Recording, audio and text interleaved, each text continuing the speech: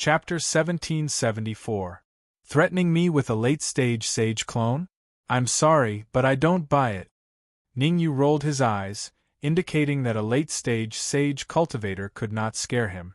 At the same time, Ningyu's hands did not stop. Under Zhou Shun's horrified gaze, his right fist brought with it a violent gust of essence qi and landed on Zhou Shun's head. Bam! A muffled sound was heard. Zhou Shun fell backward once again, landing heavily on the ground. Ningyu's punch was extremely powerful. Although it did not kill Zhou Shun might not be able to cultivate for the rest of his life after being hit by Ningyu's punch. To Zhou Shun, not being able to cultivate was even crueler than death. He had gone through so much trouble and even teamed up with the Jin family to obtain the divination art. Now that he had the divination art and was about to leave, who would have thought that two reckless women, Yun Mu and the talisman martial supremacy, would appear? The more Zhou Shun thought about it, the angrier he got. In the end, Zhou Shun roared into the sky and used the last bit of strength in his body to charge at Ningyu. In the process of advancing, Zhou Shun's body swelled up. It seemed like he was going to self-destruct. Heaven's sins can be forgiven, but one's own sins are the hardest to bear. Seeing Zhou Shun's reckless actions, Old Man Tianji sighed softly.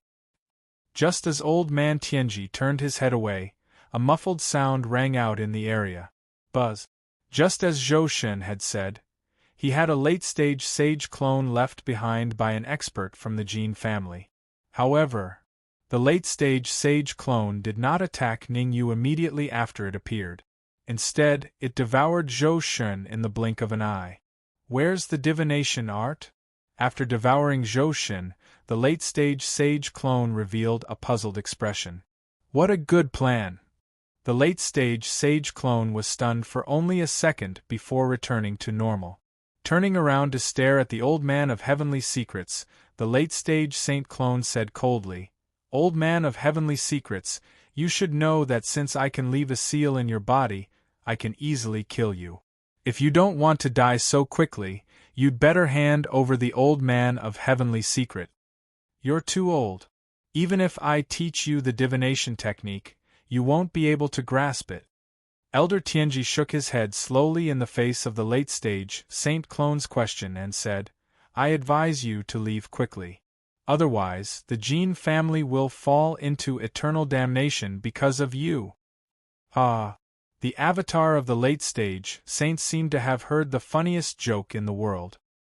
He raised his head and laughed wildly. Then he changed the topic and said coldly, "Today, I want to see how the Jin family will fall into eternal damnation because of me. Xiao!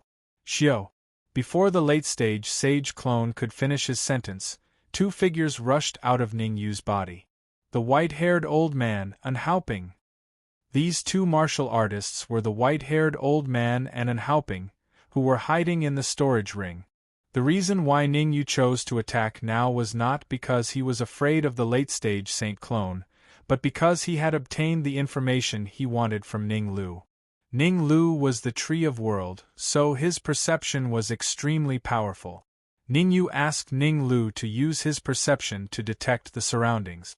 After confirming that there were no martial artists at the peak of the sage realm around, he asked the white-haired old man and an Haoping to attack.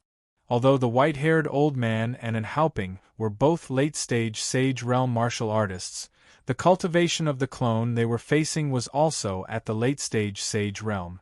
It was impossible for them to lose when it was 2 against 1. But Ningyu didn't want to take the risk. It would be best if he could win without any mistake. Rumble!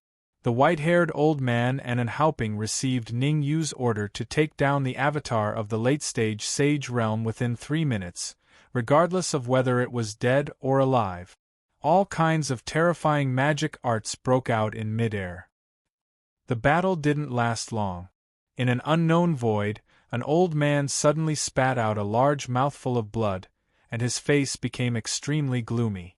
Two late-stage sage realm martial artists. The old man's face was livid, and he couldn't help but clench his fists. Before leaving Giant Shield City and returning to the Jin family, he had left a clone in Zhou Shun's body. Now that the clone had been severely injured, it meant that all his plans had been disrupted. Damn it! The old man took out a crystal ball, whispered a few words to it, and then suddenly crushed it. Crack!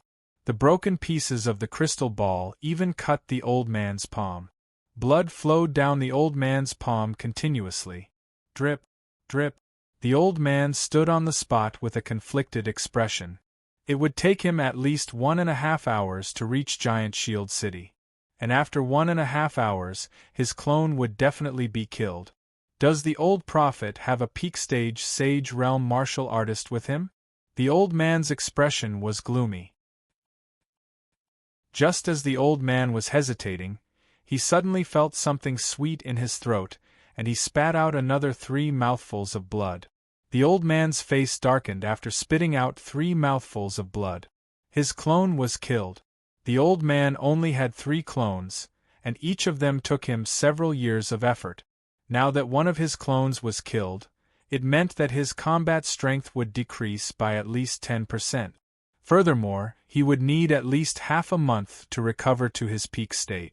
Within that half a month, the old man's strength would not reach the peak sage realm. Let's return first.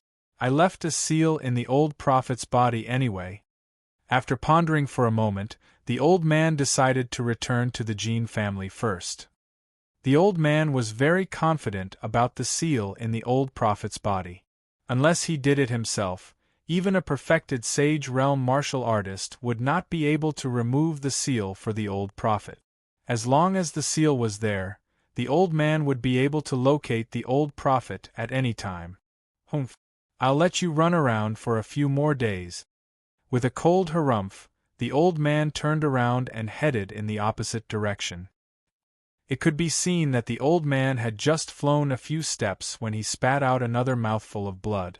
This time, the blood that the old man spat out was not red, but black. The old man clenched his fists and his body stayed in the air for a second before disappearing without looking back. At the same time, Giant Shield City, in the city governor's mansion. Bang! The white-haired old man and an Halping worked together and blasted the late-stage sage clone down. The sound of the body hitting the ground was so clear and crisp. Whoosh! Seeing that the late-stage sage clone was killed, Ning Yu and even the old prophet heaved a sigh of relief. This was because the moment the late-stage sage clone died, the old prophet suddenly felt enlightened. The old prophet was well versed in the art of divination, so he could not be more familiar with this feeling. Turning misfortune into fortune. In other words, Elder Tianji had originally been facing a tribulation. However, this tribulation had suddenly disappeared when his late-stage sage clone had died. He's indeed the chosen one. Chapter 1775. Get ready, everyone. We'll leave Giant Shield City in 3 minutes. Although he had killed a late-stage sage clone, Ningyu didn't let his guard down. If his clone could reach the late-stage sage level, then his real body would at least be at the peak of the sage level. With the white-haired elder and an Halping's current state, they wouldn't even be able to withstand one move from a peak sage-level warrior. When they weren't sure how strong the enemy was, it was better to retreat as soon as possible to avoid bringing disaster to Giant Shield City. There's no need. Seeing Ning Yu's serious expression, Elder Tianji waved his hand and said, "Their target is me. As long as I leave Giant Shield City, it will be very safe." That was the case before, but it's not the case anymore. Ningyu shook his head slowly and said, "No one can pretend that nothing happened when their clone was killed." Ningyu was very clear about this. Perhaps before he returned to Giant Shield City, the Jin family's main target was Elder Tianji and the art of divination. But now, the white-haired elder and an Halping were the main targets of the Jin family. His cultivation was only at the mid-stage of Sky Supreme, so the Jin family might ignore him. That's true. Elder Tianji thought about what Ningyu had said and felt that it made sense. The higher one's cultivation, the more they cared about their reputation. The Jin family had lost a late-stage sage clone. They would find a way to get back at them no matter what. In other words, He was now on the same boat as Ning Yu and the others. At the very least, no one would be able to live in peace before the Jin family was completely destroyed. Where do you plan to go? Elder Tianji asked Ning Yu. To the headquarters of the Alchemy Union. Ning Yu didn't hide anything from Elder Tianji. When Ning Yu and Human Demon parted ways, he wanted to return to Giant Shield City first and then mobilize the people from Supreme Palace to go to the Jin family of the Qin Empire. Since the Jin family of the Qin Empire couldn't go there, he could only go to the Alchemy Union first. I'll go down and prepare first. After that, I'll go to the Alchemy Union with you. After saying that, Elder Tianji led Yun Mu and the Talisman Martial Supremacy straight into the depths of the City Lord Manor. I have a feeling that this old man is hiding something from us. After Elder Tianji left, the Dark Emperor and Ning Lu walked over with large strides. Among them, the Dark Emperor curled his lips and said, "What old man of heavenly secrets? I think he's just a wooden club, completely useless." Ning Lu said, "The Elder of Heavenly Secrets has an extremely terrifying energy in his body. If that energy in his body completely erupts, you won't even know how you died." "So powerful?" the Dark Emperor said in surprise. "No matter how strong you are, there will always be someone stronger." Ning Lu clasped his hands behind his back and said with a steady expression, "Don't underestimate the people of this world. The situation in the immortal spirit realm has changed recently, and many hidden old demons have appeared. Even the forces of the higher planes have sent large numbers of sages down. So you should hurry up and cultivate." As he spoke, Ning Lu paused for a brief moment before pointing at Ning Yu and continued, "Your cultivation is only at the pinnacle 9th grade Earth Sovereign Realm. There's still a huge gap between you and the Heavenly Sovereign Realm. So you'll have to go into seclusion for a period of time. You can't come out until you reach the Heavenly Sovereign Realm."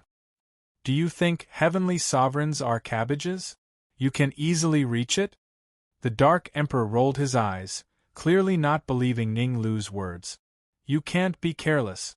The situation in the immortal spirit realm is about to change. There's a high chance that you'll encounter a large number of geniuses and old demons in this trip to the Alchemy Union," Ning Yu said solemnly. "A pinnacle 9th grade Earth Sovereign like you can't keep up. What the F***ck? The Dark Emperor immediately cursed. "Don't tell me the two of you are working together to frame me? I don't believe that there are that many heavenly sovereigns in the Alchemy Union." Whoosh! Right at this moment, a cold light tore through the sky and flashed down from the 9 heavens. The cold light landed in the room where Elder Tianji and Yun Mu were. Rustle! Not long after the cold light landed, Elder Tianji and Yun Mu hurriedly ran out. "What's going on?" Ning Yu was puzzled when he saw Elder Tianji's flustered expression. "The Alchemy Union has sent out a hero's invitation, inviting all the experts of the Sky Demon territory to gather in the Alchemy Emperor City to discuss the matter of resisting the demonic spirit realm." Elder Tianji explained with a solemn expression. "Inviting all the experts of the Sky Demon territory? Does the Alchemy Union have that much influence?" Ning Yu was slightly stunned. The Alchemy Union didn't have that much influence in the past, but the current Alchemy Union does indeed have that much influence.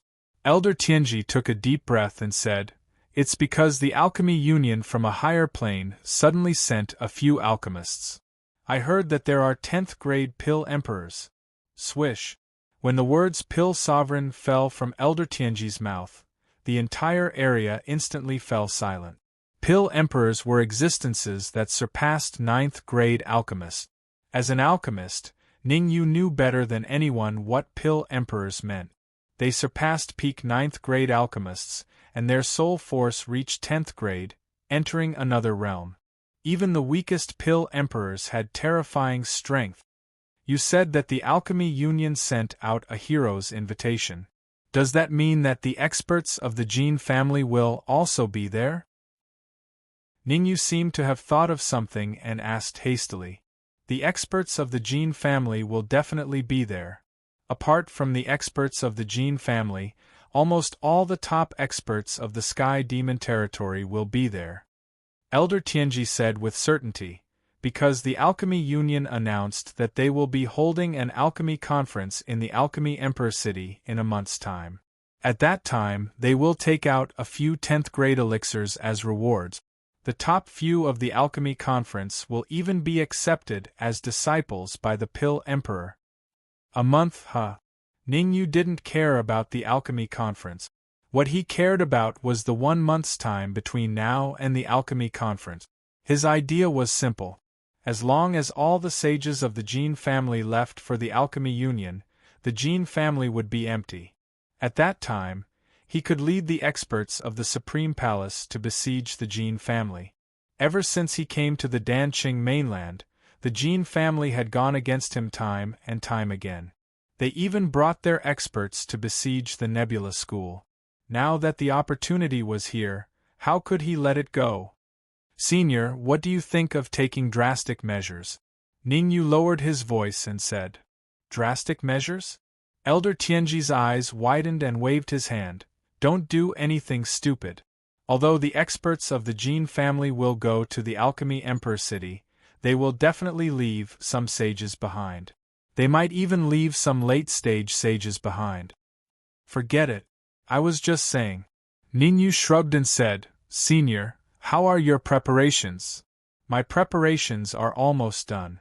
The main thing is whether you have anything to say on your side. Elder Tianji said.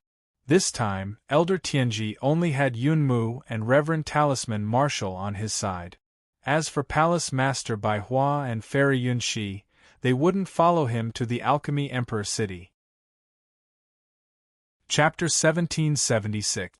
Senior, please wait. I'll make the arrangements. Ningyu smiled at Elder Tianji and left with Ning Lu and the Dark Emperor. Yunmu's lips curled into a smile as he watched Ningyu leave. Elder Tianji, do you really think he can help you resolve the next 3 calamities? Nothing is absolute. It's always good to have another choice, Elder Tianji said. Do whatever you want. Just don't beg me to resolve the seal in your body, Yunmu said. No, no, no. Elder Tianji hurriedly said, You promised me. You can't go back on your word. I can't be bothered with you.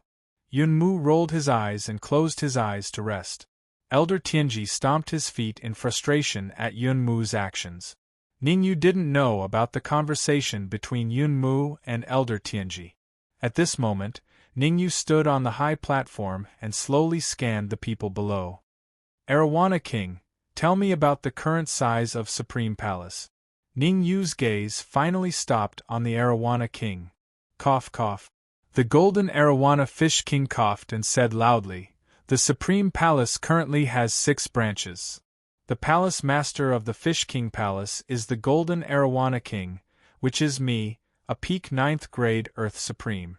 I have a total of 20 capable subordinates, ranging from 9th grade Earth Supreme to 1st grade Earth Supreme. As for the rest of the Golden Arowanas whose cultivation is below the Sovereign Realm, I won't go into details. The leader of the Wolven Kingdom is Bada, a peak 9th grade Earth Supreme. He has a total of 30 Earth Supreme rank subordinates, 80 bloodthirsty wolves at the Venerable rank, and a Sacred Wolf at the 3rd grade Earth Supreme rank. Nebula Palace, the Palace Master is Grand Master Nebula, who recently advanced to the 9th grade Earth Supreme. His subordinates are mainly students and elders from Nebula Academy. Pill Emperor Palace, the Palace Master is Dan Guzi. The Deputy Palace Masters are the Sword of Evil and Sovereign Spirit Su. The Nightmare Palace's Palace Master, Daoist GMO, is a pinnacle 9th grade Earth Sovereign with a total of 300 subordinates. It's the branch with the most people in the Sovereign Palace. The Nine-Tailed Palace's Palace Master, Hu Wentian, is a pinnacle heavenly sovereign with the Nine-Tailed Fox clan under him. He's the strongest amongst all the branches. After hearing the Golden Arowana King's words, Ningyu frowned slightly before speaking in a clear voice. From now on, the Supreme Palace will have 2 more branches. Array Temple, Master Zhao, Vice Leader Zhao Lin.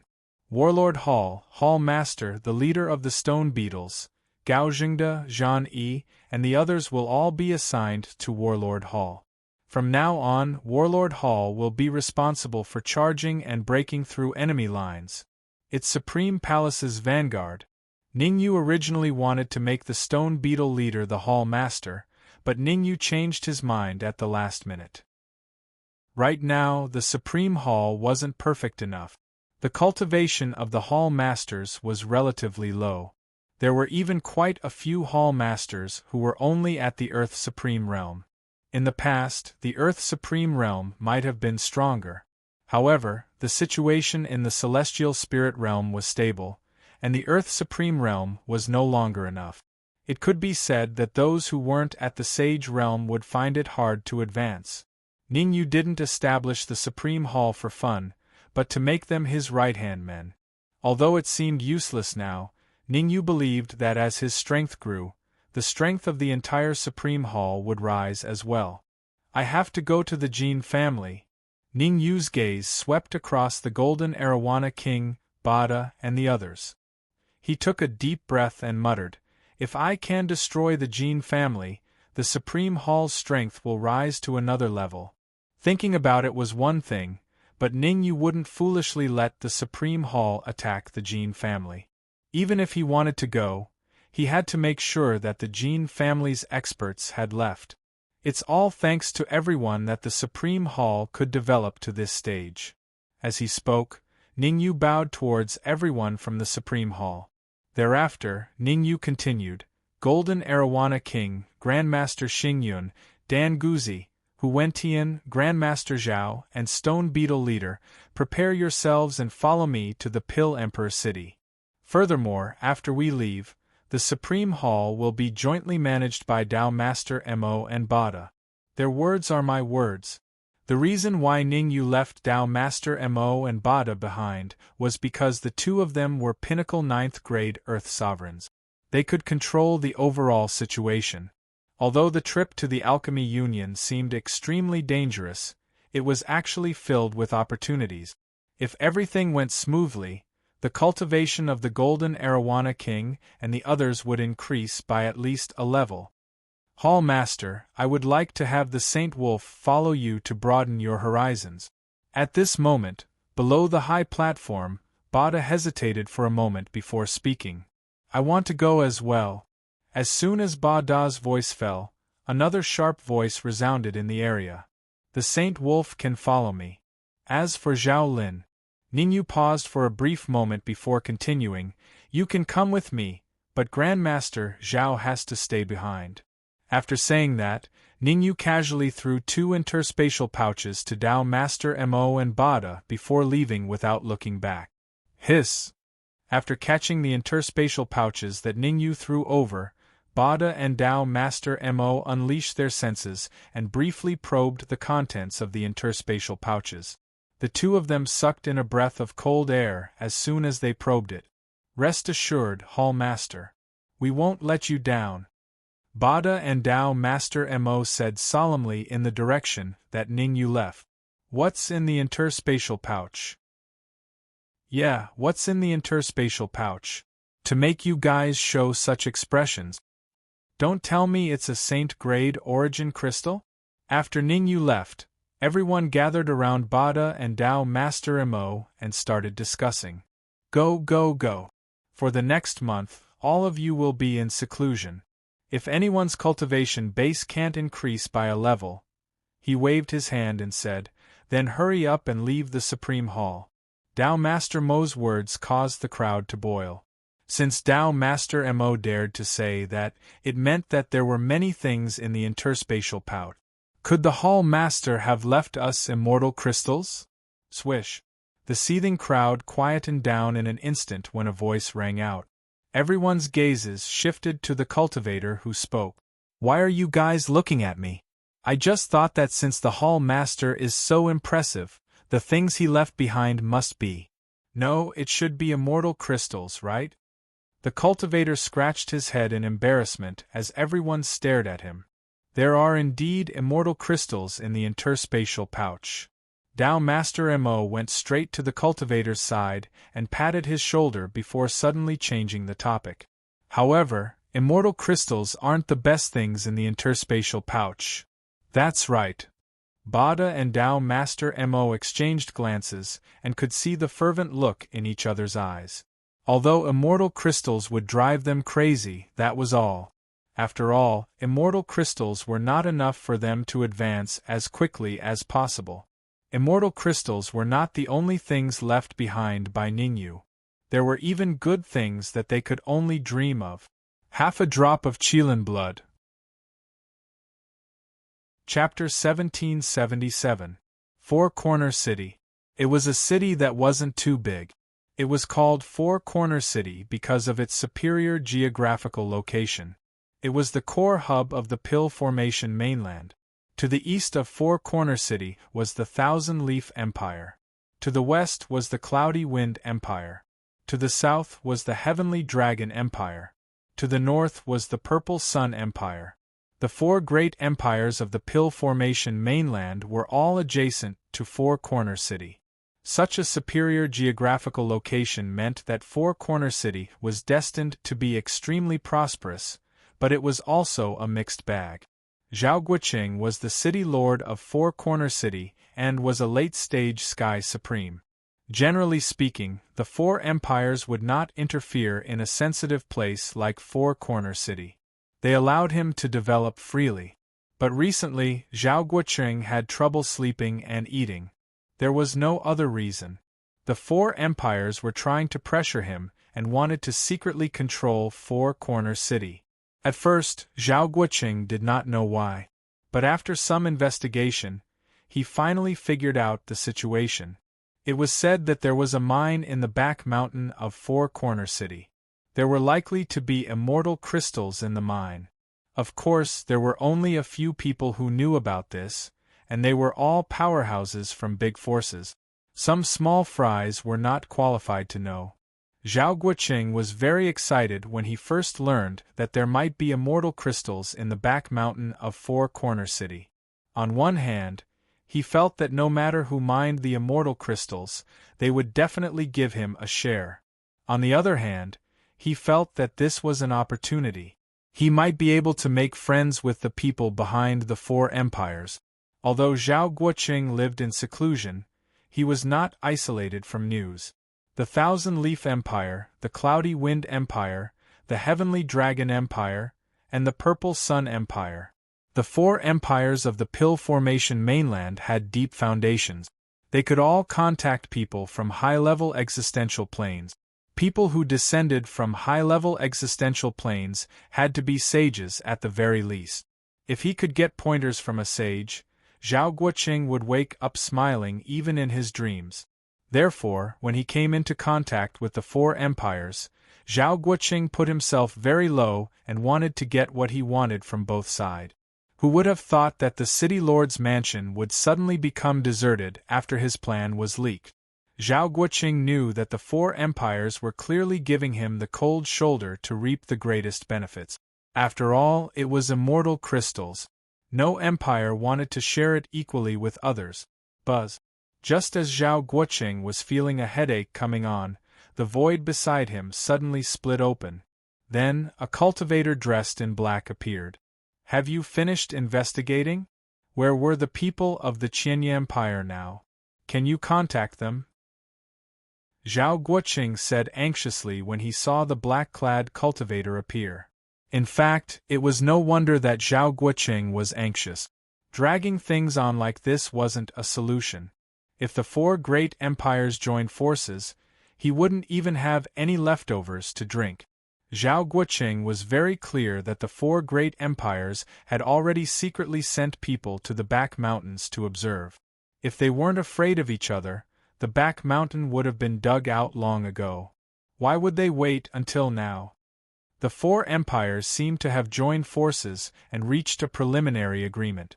The black-clothed cultivator hesitated for a while before saying, "In another 3 days, they will join hands and enter the back mountains to mine the vein." Gotcha! Zhao Guoqing abruptly rose to his feet and unleashed his late-stage Sky Supreme aura. The chair he was sitting on couldn't withstand the impact of this aura and directly shattered. This is too much. Zhao Guoqing clenched his fists and said coldly, I am the city lord of Four Corner City. Without my permission, no one can mine that mineral vein. At this moment, Zhao Guoqing seemed to have returned to the high-spirited state he was in many years ago. Huff. After a while, Zhao Guoqing took a deep breath and slowly said, How's the investigation going? How many experts did the Four Empires leave behind? The Jin family of the Qianye Empire left behind 3 experts, 2 early-stage sages and 1 late-stage Sky Supreme. The black-clothed cultivator sorted out his thoughts and said, The Lan family of the Cloudy Wind Empire left behind 2 early-stage sages and 3 late-stage Sky Supreme. The Xie family of the Heavenly Dragon Empire left behind 4 experts, 1 early-stage sage and 3 pinnacle Sky Supreme. As for the Purple Sun Empire, it seems that only 1 expert stayed behind. His cultivation should be mid-stage sage. As soon as the black-clothed cultivator's words fell, Zhao Guoqing took a deep breath. Zhao Guoqing could understand if an early-stage sage stayed behind. But why did the Purple Sun Empire leave a mid-stage sage behind? Didn't he want to try his luck at the Divine Dan City? Forget it. I've decided to give up the back mountain. I just hope that they can leave me 1 or 2 immortal crystals in the end. Zhao Guoqing said weakly with a wave of his hand. Seeing Zhao Guoqing's dispirited look, the black-clothed cultivator hesitated for a moment and whispered, The Elder of Tianji also came to Square City. So be it. Anyway, with me. What? Zhao Guoqing said casually. Then, halfway through his words, Zhao Guoqing shivered and hurriedly said, You said that the Elder of Tianji also came? Yes, I saw him at the Square restaurant. But there were a few people with the Elder of Tianji. The black-clothed cultivator thought for a moment and told Zhao Guoqing everything he saw. You can leave first. I know what I'm doing. Zhao Guoqing gestured for the black-clothed cultivator to leave. But before the black-clothed cultivator disappeared, Zhao Guoqing reminded him again, Remember not to alert the enemy.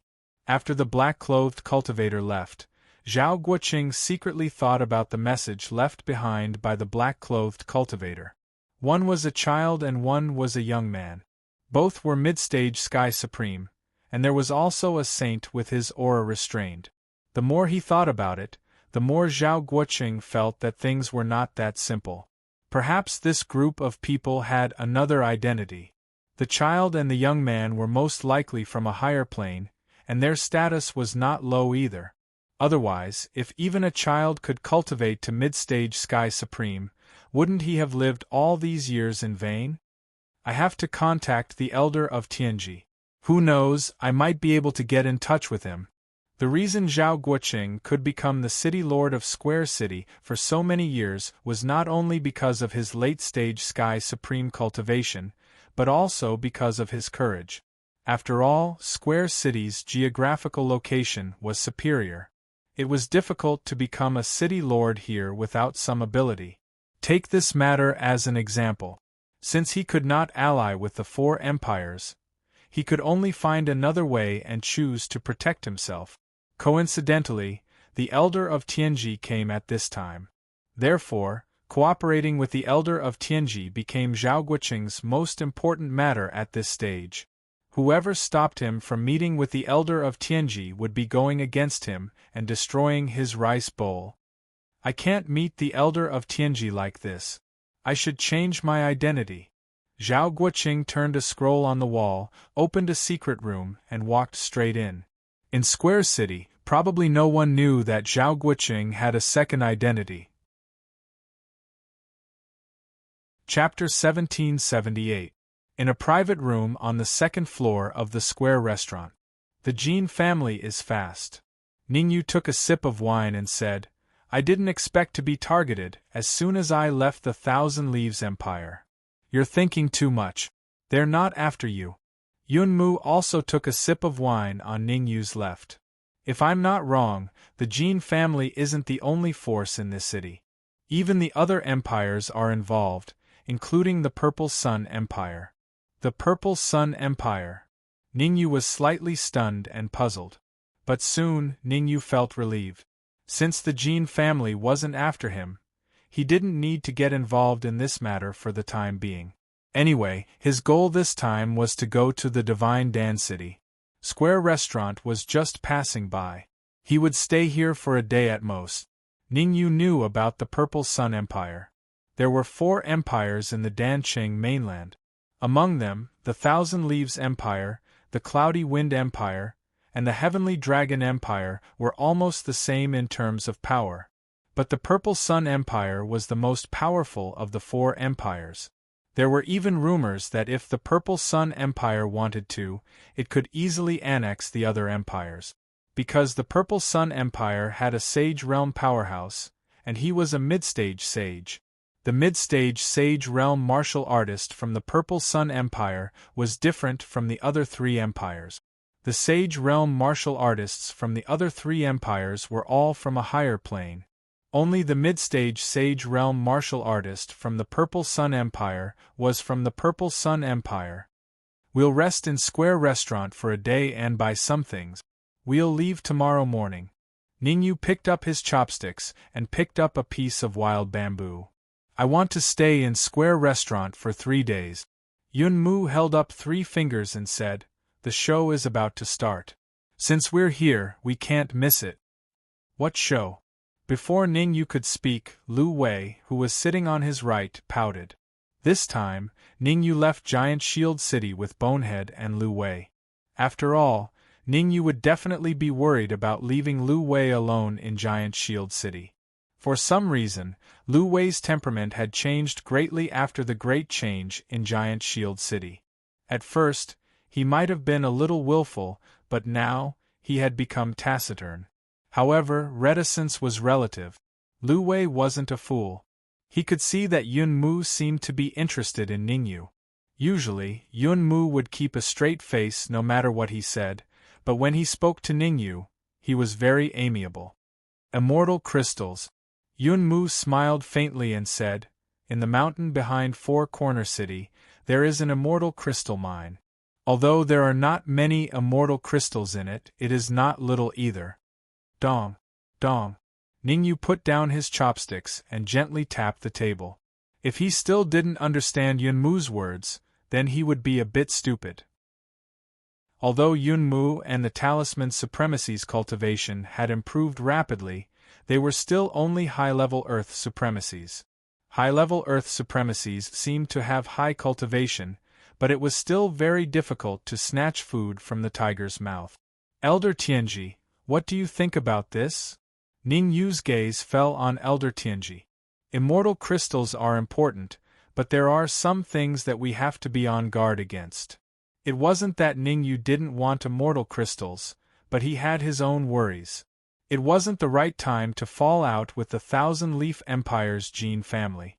Since the Jin family had a sage in Four Corner City, it meant that the Jin family also wanted immortal crystals.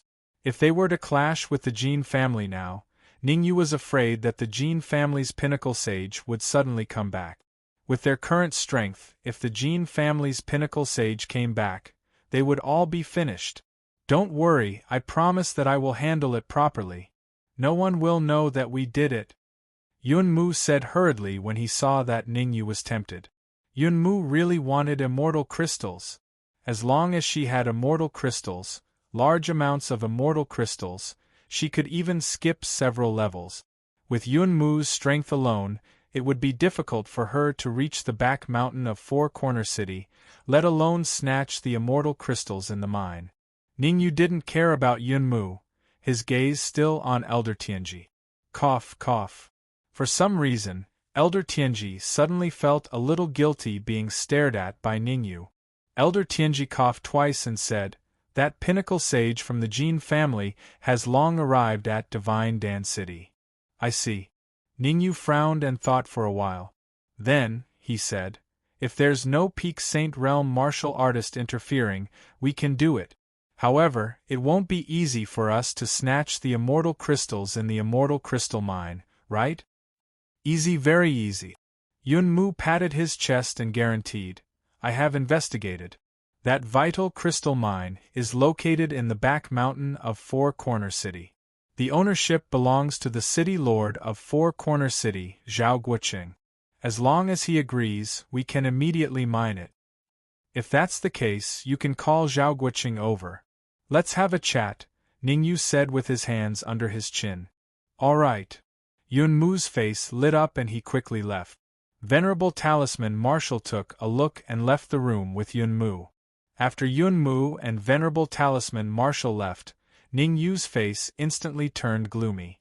Elder Tianji, although I'm young and my cultivation is only at the middle stage of Sky Supreme, please don't treat me like a fool. I will do my best in this matter. Treat it as a reward for saving Lu Wei and the rest. All right.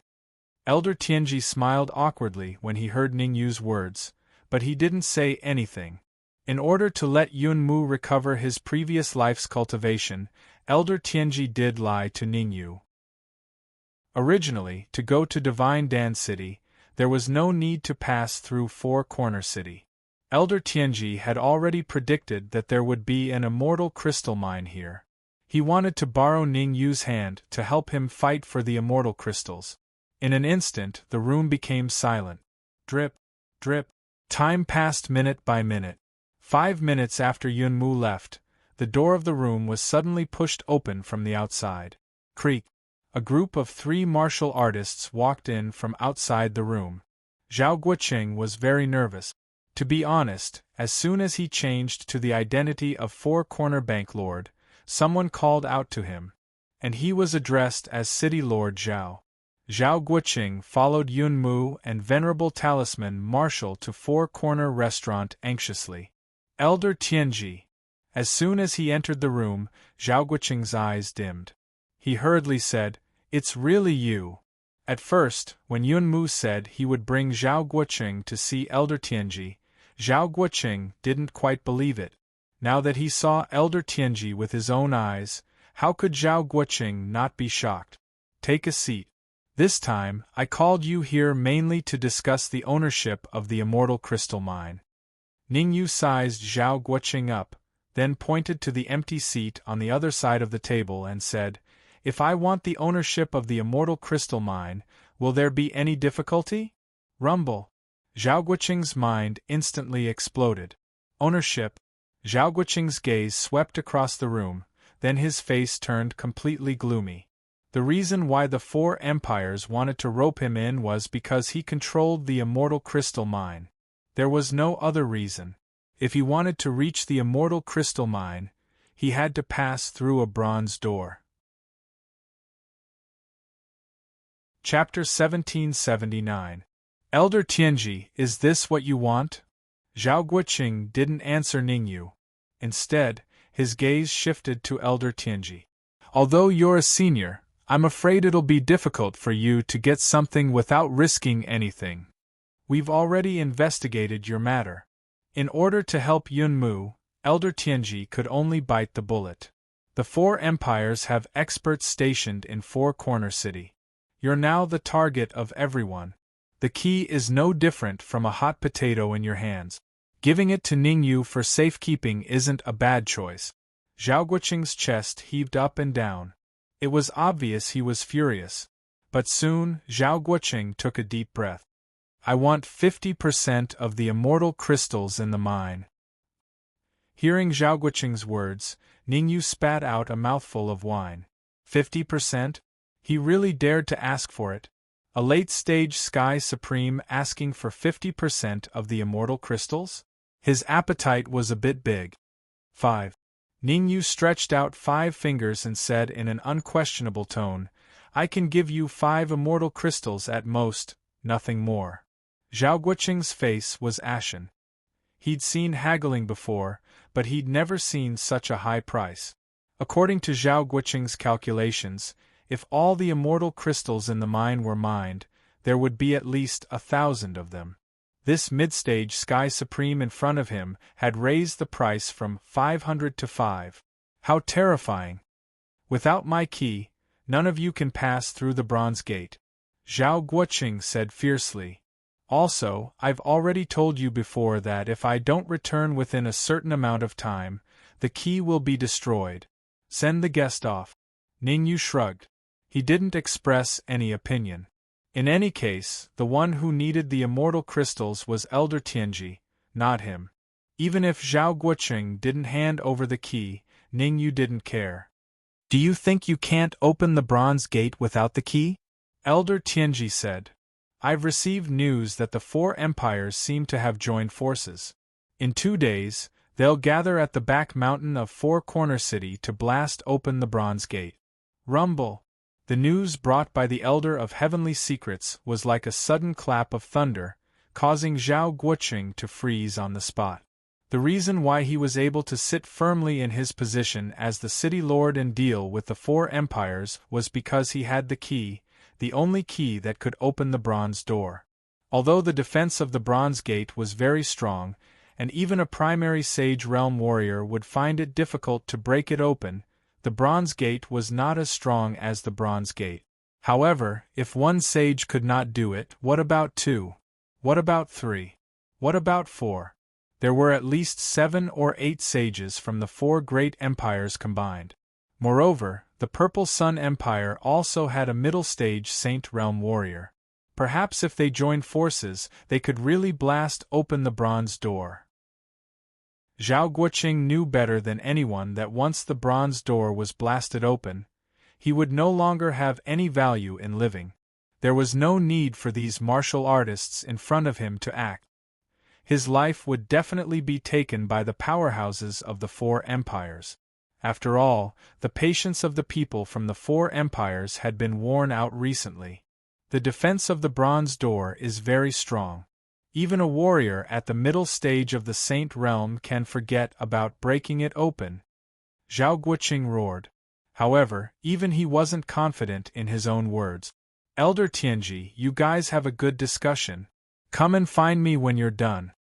At this moment, Ningyu stood up and walked out of the private room. When he reached the door, Ningyu stopped and turned around. I want 90% of the immortal crystals in the immortal crystal vein. After saying that, Ningyu led Ning Lu and Dark Monarch Ning Lu and the rest out of the room without looking back. In the private room, Elder Tianji looked slightly disappointed when he saw Ningyu leaving. In order to help Yun Mu get the immortal crystals, he didn't even hesitate to offend Ningyu. In fact, Elder Tianji's heart was as clear as a mirror. Previously in the Giant Shield City, he protected all of Ningyu's friends. Now that he asked for Ningyu's help, it was only natural that Ningyu wouldn't refuse. Most importantly, they were the ones who schemed against Ningyu first, causing Ningyu to be unhappy. Ningyu was a person who made a clear distinction between love and hate. I'll definitely return what I owe you, but don't treat me like a fool. How troublesome. After leaving the private room, Ningyu and the rest returned to their respective rooms. In the room, Ning Lu frowned slightly and asked in confusion, Ningyu, why don't you seem interested in the immortal crystal vein? Don't tell me you don't know the value of the immortal crystal vein. It was no wonder that Ning Lu was confused. In the immortal spirit realm, immortal crystals were the highest grade of essence crystals. Using immortal crystals to cultivate could often achieve twice the results with half the effort. Hence, Ning Lu was very puzzled that Ningyu didn't seem interested in the immortal crystal vein. Immortal crystals are good stuff. Who doesn't want them? Ningyu smiled and said, but before you snatch the immortal crystals, you have to use your brain. You said that I don't have a brain? Why don't we spar? Ning Lu was furious and wanted to spar with Ningyu. For you guys to be able to escape from Giant Shield City this time, you should mainly thank Elder Tianji, followed by Yun Mu and the Talisman Supremacy. Ningyu slowly said, so in this matter, we owe Elder Tianji and the others a gargantuan favor. We have to return the favor we owe. This is a matter of course. But Elder Tianji treats me like a fool and wants to trick me. I can't tolerate this. As he said that, Ningyu's face darkened and became very scary. How did he trick you? Lu Wei asked. In the room, other than Ningyu and Ning Lu, the Dark Emperor and Lu Wei were also there. In the private room, Lu Wei and Yun Mu had argued a few times. But Lu Wei didn't see that Ningyu was tricked. In Lu Wei's opinion, if someone told you about the immortal crystal vein, you shouldn't have that kind of attitude towards them. Didn't you guys notice? That Zhao Guoqing knows Elder Tianji and Yun Mu. Ningyu paced back and forth in the room before saying, "If I'm not wrong, they want to push us out and keep an eye on the people from the 4 empires while they reap the benefits. If you guys are working together, that's how it should be," Lu Wei nodded. "That's the crux of the matter." Ningyu's face darkened again. "Usually, it's fine for me to stand out. But now is a crucial period. If we offend the people from the 4 empires in Four Corner City, even if we reach Divine Dan City, we're destined to have a hard time. Each of the 4 great empires has a connection with the higher planes. This time, the Alchemist Association has sent out the hero invitations. I don't want to become the target of public criticism the moment I arrive in Divine Dan City." "I see." Hearing Ningyu's explanation, Lu Wei and Ning Lu nodded lightly. After Ningyu's analysis, things seemed to be much simpler. "Then what do we do now?" The Dark Emperor lazily laid on the bed, raised his head to look at Ningyu and asked, "Wait." Chapter 1780. Creak. Not long after Ningyu sat down, the door to the room was pushed open. "Zhao Guoqing has agreed to your request. He only wants 5 immortal crystals." The elder of Tianji walked in and smiled. "As for the remaining immortal crystals, I'll split it with you. Where's the key?" Ningyu stretched out his right hand, the key to the bronze door. "Zhao Guoqing went back to get it," said the elder of Tianji. "That's good. Have a good rest for the next 2 days. We'll meet up with the people from the 4 empires in 2 days." Ningyu shrugged and said lightly, "I won't disturb you anymore. I'll come find you in 2 days." The elder of Tianji quietly left the room and closed the door. Is he really the elder of Tianji? Not long after the elder of Tianji left, the Dark Emperor wagged his tail and asked in confusion. Back in the giant shield city, the elder of Tianji was in charge of everything. "What does it have to do with you whether or not other people are guiding the country?" Ningyu rolled his eyes. "You're only a pinnacle 9th grade Earth Supreme. You have to advance to the Heavenly Supreme in the next 2 days. Otherwise, you won't get any immortal crystals." "No, no, no."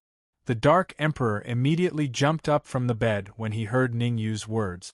Advancing from a pinnacle 9th grade Earth Supreme to a Heavenly Supreme in 2 days might seem easy, but it was actually harder than ascending to the heavens. An ordinary genius might take 2 days to advance from a pinnacle 9th grade Earth Supreme to a Heavenly Supreme. But for the Dark Emperor, 2 days wasn't enough. One must know that the Dark Emperor was a Sky Devourer hound. Every time a Sky Devourer hound advanced, it would consume a terrifying amount of energy. It could be said that the energy required for the Dark Emperor to advance from a pinnacle 9th grade Earth Supreme to a Heavenly Supreme was enough for 3 or 4 pinnacle 9th grade Earth Sovereigns to become Heavenly Supreme. I just advanced to a pinnacle 9th grade Earth Supreme not long ago. How can I advance to a Heavenly Supreme in 2 days? If you don't want to give me the immortal crystals, just say it. I don't have any objections." The Dark Emperor Tower lowered his head and said, "Anyway, it's impossible for me to advance from a pinnacle 9th grade Earth Supreme to a Heavenly Supreme in 2 days. Anyone can. No one can do it, right?" Ningyu interrupted the Dark Emperor's words and took out a small jade bottle from his bosom. He shook it and said, "What if we add this thing? Everything is. I'm going to find it." His voice was interrupted by Ningyu. The Dark Emperor was originally a little angry. But very quickly, the Dark Emperor jumped up from the bed and snatched the jade bottle from Ningyu's hand. "Kirin blood. You actually have Qilin blood." The Dark Emperor was extremely excited. He did not expect that Ningyu actually had Qilin blood. The Dark Emperor was a heaven-devouring hound, a purple-gold heaven-devouring hound. In ancient times, The purple-gold sky-devouring hound was comparable to a Qilin. With a drop of Qilin blood for the Dark Emperor to refine, not to mention reaching the heavenly supreme realm, he was confident that he could even reach the middle phase heavenly supreme realm. Me too. Suddenly, a voice rang out in the room. Hearing this voice, Ningyu was stunned at first, then his gaze shifted to Lu Wei. Because this voice came from Lu Wei. Why are you looking at me? It's Furball. Being stared at by Ningyu, Lu Wei hurriedly pushed Furball out and said, Furball also wants Qilin blood. Little Black has Qilin blood, I want it too. Furball poked his head out and said to Ningyu, Give me a drop, no, give me 2 drops of Qilin blood. Ningyu's face was filled with black lines. At first, Ningyu was still shocked that Furball could speak. Now, Ningyu had a sad face and felt a little helpless. Furball could not speak, so he could still rely on a few drops of Qilin blood. But now, Furball could speak, and the first thing he asked was for Qilin blood. Previously, Ningyu had given all the Qilin blood in his body to Human Demon. But when he left Giant Shield City, Ningyu shamelessly asked for 4 drops of Qilin blood from Little Qilin. Half a drop was given to Bada and Shin Mo for them to develop Supreme Hall. 1 drop was given to Dark Emperor, allowing him to advance to Sky Supreme in 2 days.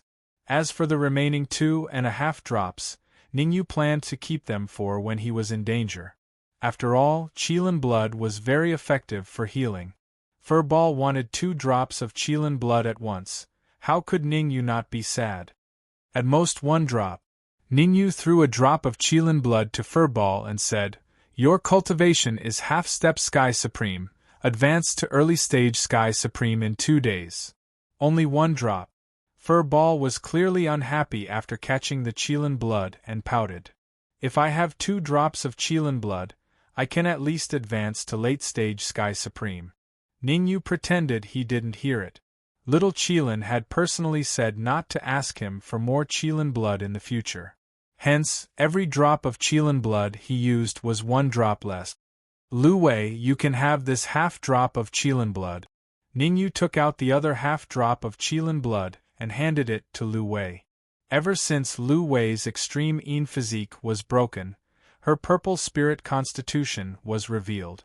Purple spirit constitution allowed her to advance rapidly. In a short period of time, Lu Wei's cultivation soared and was now a first-grade Earth Supreme.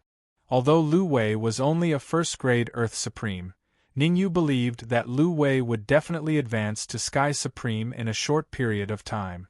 Because as Lu Wei's cultivation increased, Ningyu discovered that there was a terrifying energy in Lu Wei's body. Bit by bit, this energy leaked out for Lu Wei's cultivation. As a result, Lu Wei's cultivation could advance by leaps and bounds without the need for crystals or elixirs. You should keep this drop of Qilin blood for yourself. I might not need it. Lu Wei looked at the half drop of Qilin blood in the jade bottle and threw it to Ningyu.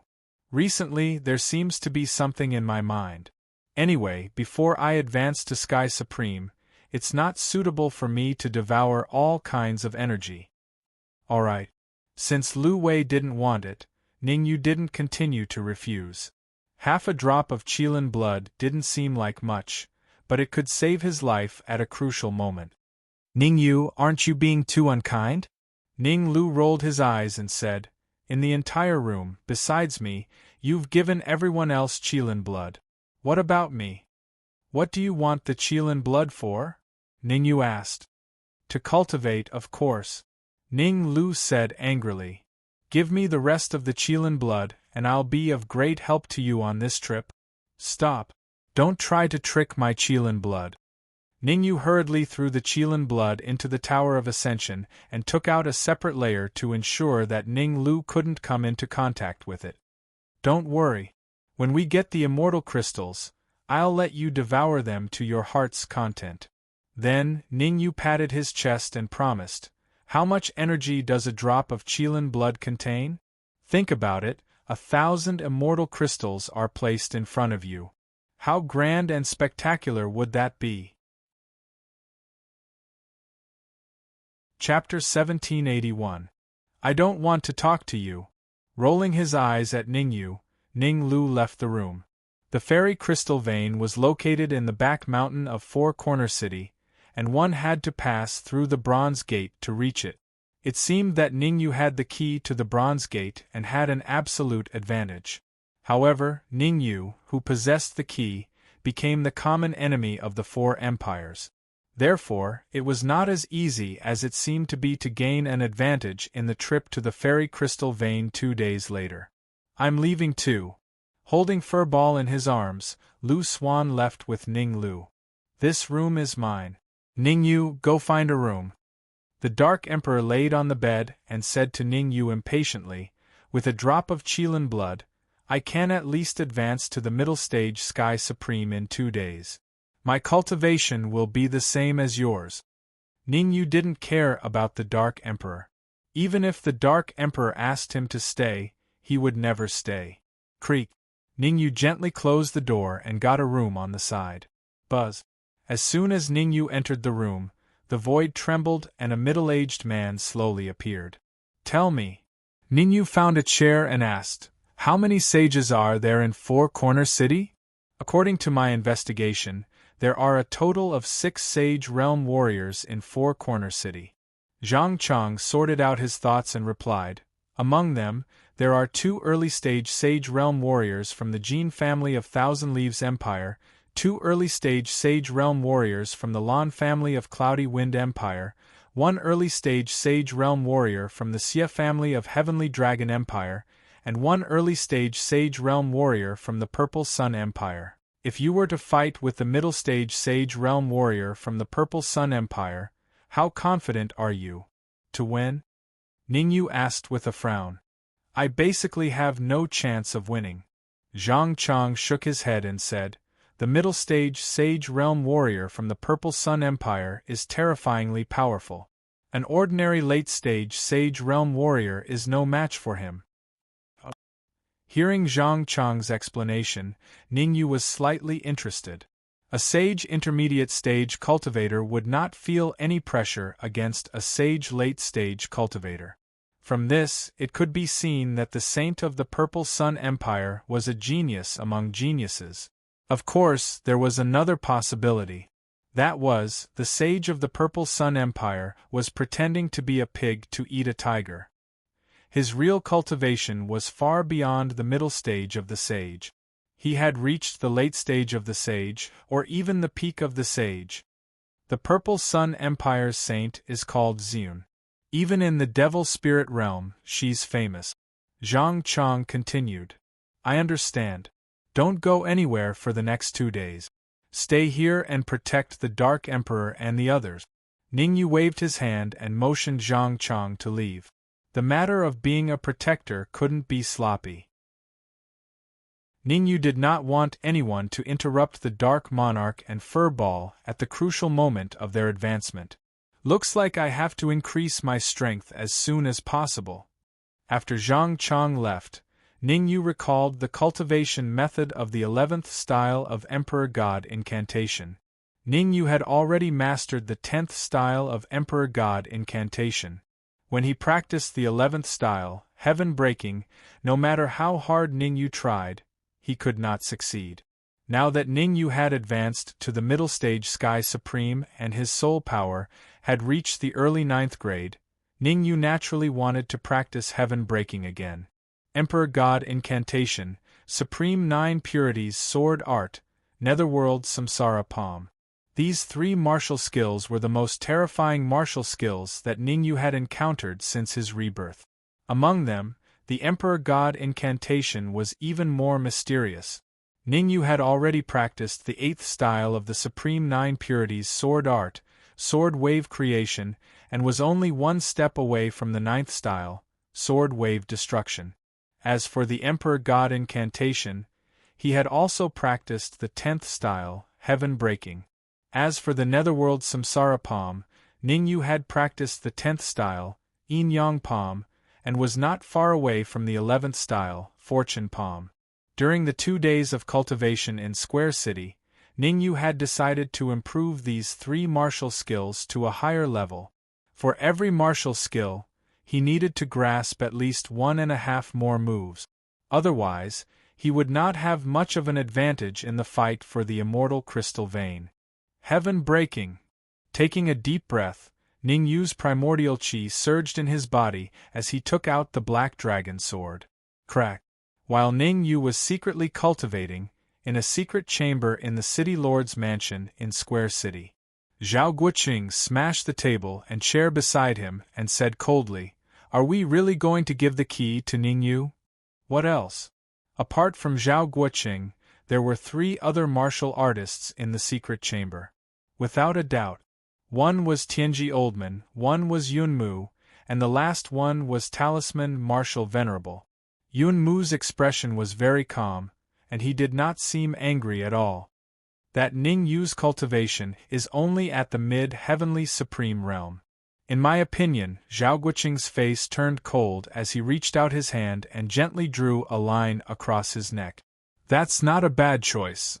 Yun Mu smiled faintly. "Nonsense." Tianji Oldman stomped his right foot on the ground and said angrily, "Do as Ning Yu says. Do whatever he tells you to do. Otherwise, don't blame me for turning against you." Zhao Guoqing was slightly dumbfounded when he saw Tianji Oldman's rage. Zhao Guoqing shifted his gaze to Yun Mu with a questioning look in his eyes. "Give the key to Ning Yu." Yun Mu did not want to waste her breath on Zhao Guoqing. She waved her hand and said, "Then, personally contact the people from the 4 great empires. Tell them that you have already given up the immortal crystal vein." "All right." Zhao Guoqing's eyes lit up as he hurriedly took his leave. After Zhao Guoqing left, Tianji Oldman frowned slightly and said, "I advise you not to make an enemy out of Ning Yu and not to scheme against Ning Yu." "I'm not scheming against Ning Yu. I'm just getting him to work in advance." Yun Mu shrugged and said, "I can't wait for 2 days. As long as we can chase the people from the 4 great empires out of Four Corner City, the immortal crystal vein will be ours. I can promise you that when I recover to my peak state, I will do 3 things for Ning Yu unconditionally."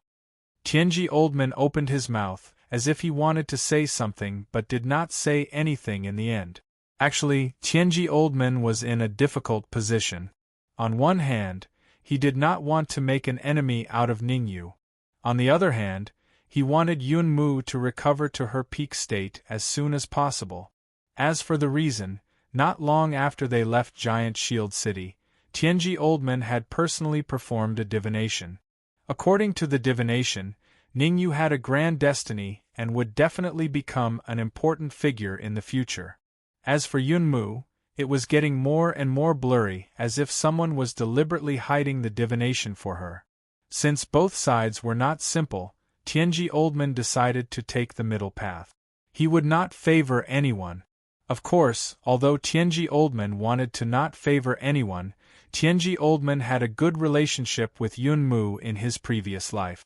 In terms of judgment, he would naturally favor Yun Mu.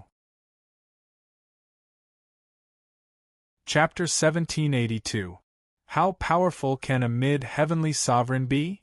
To be on the safe side, Zhao Guoqing disguised himself as the owner of Square Bank before leaving the city lord's mansion. After leaving the city lord's mansion, Zhao Guoqing didn't head to Square Restaurant immediately. Instead, he wandered around the streets of Square City for 2 hours.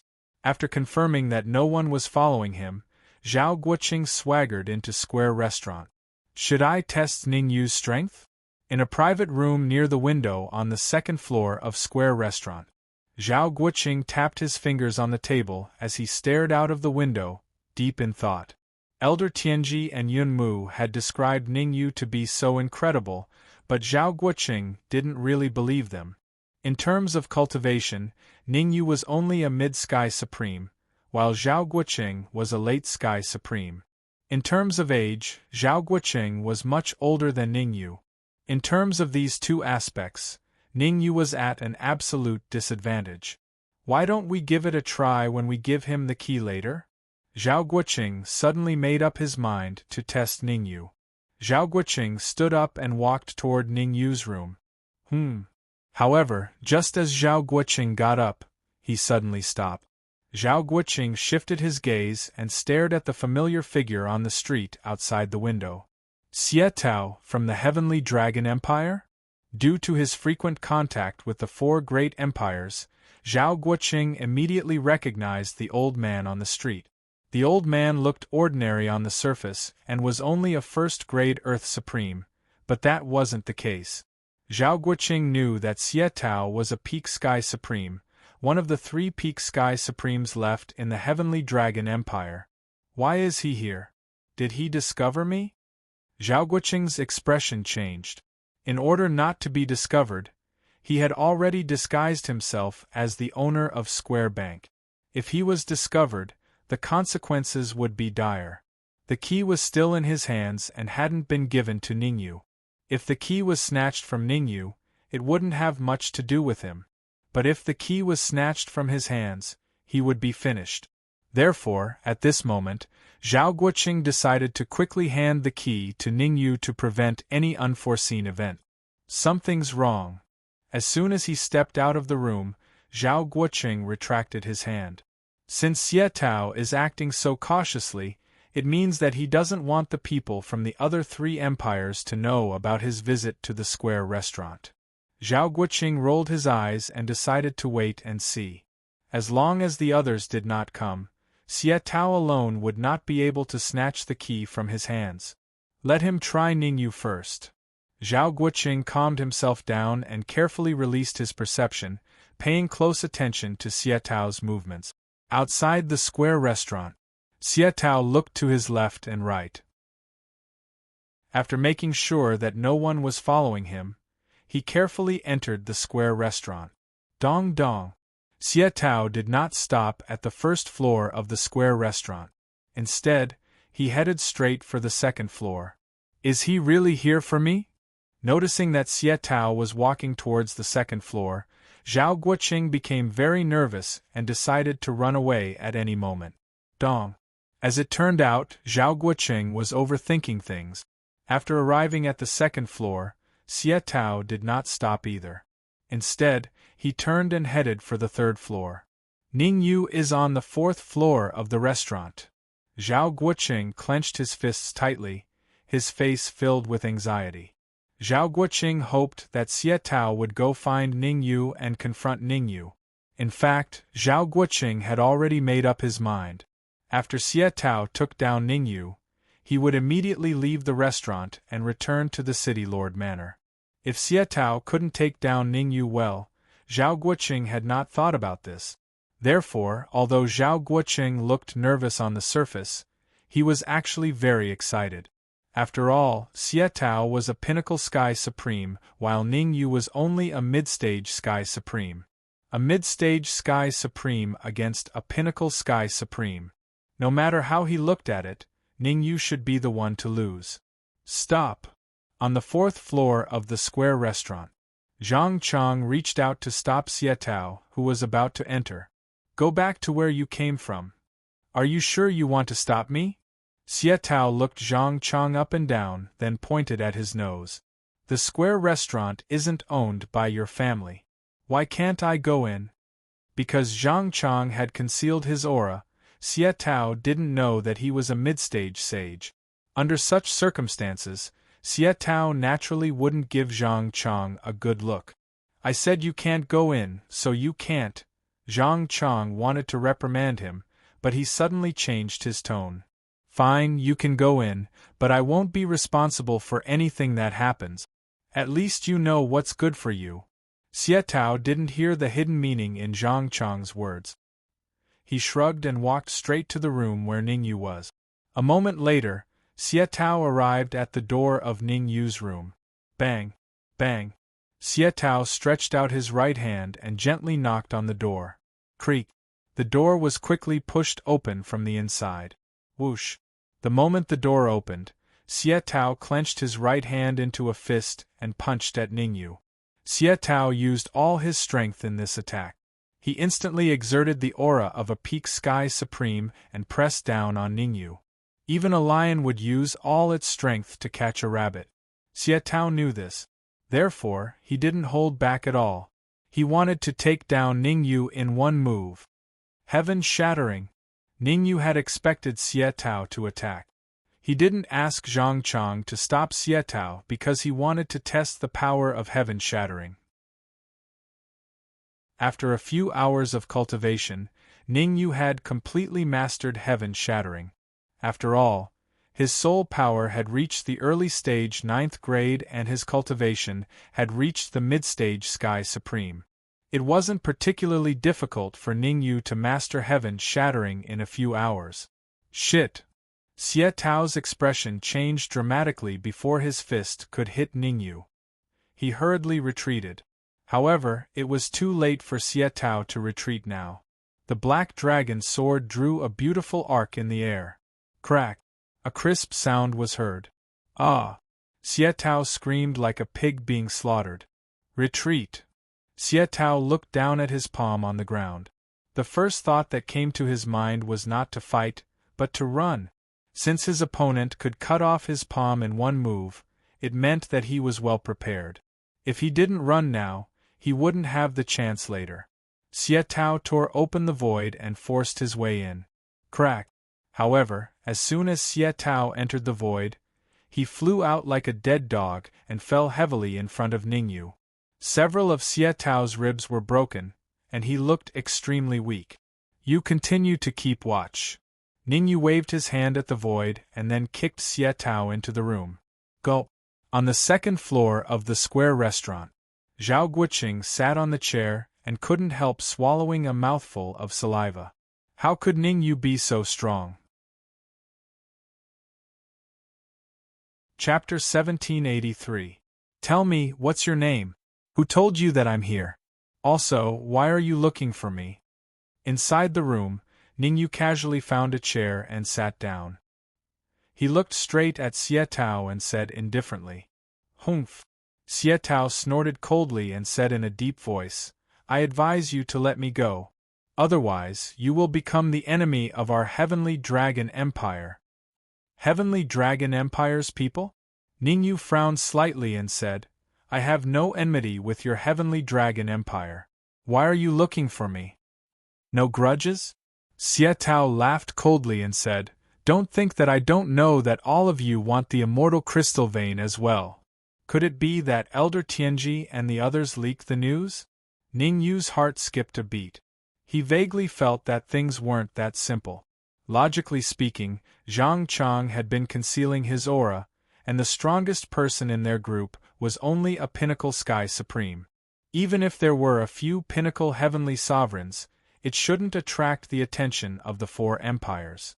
After all, there were several sage-level warriors in the four empires. Everyone below the sage level was like an ant. Ningyu didn't believe that the sages of the four great empires would notice someone in the sky supreme realm. Thinking of this, Ningyu said without batting an eyelid, "I am determined to get the immortal crystal mine because I have already reached an agreement with Zhao Guoqing to mine it together." Ah! As if he had heard the funniest joke in the world, Xietao threw his head back and laughed maniacally. That fool, Zhao Guoqing, is only a late-phase heavenly sovereign. If it wasn't for the key, do you think that he would still be alive? Don't be naive. Let me give you a piece of advice. Give up on the celestial crystal mine as soon as possible. Otherwise, if you invite trouble upon yourself, no one will be able to save you. The more Xietao spoke, the more excited he became. He even raised his head proudly. The strongest among you is a pinnacle heavenly sovereign. No, it should be that half-step saint outside. I'll give you guys a chance. Join our Heavenly Dragon Empire and work as laborers when we mine the immortal crystal vein. Not only will you be able to escape this calamity, but you'll also be able to survive. I got a few immortal crystals. Xietao's current appearance was extremely arrogant. He did not put Ningyu in his eyes at all. Ningyu had indeed given Xietao the opportunity to be arrogant. He saw Ningyu sitting on a chair with his eyes closed, as if considering Xietao's words.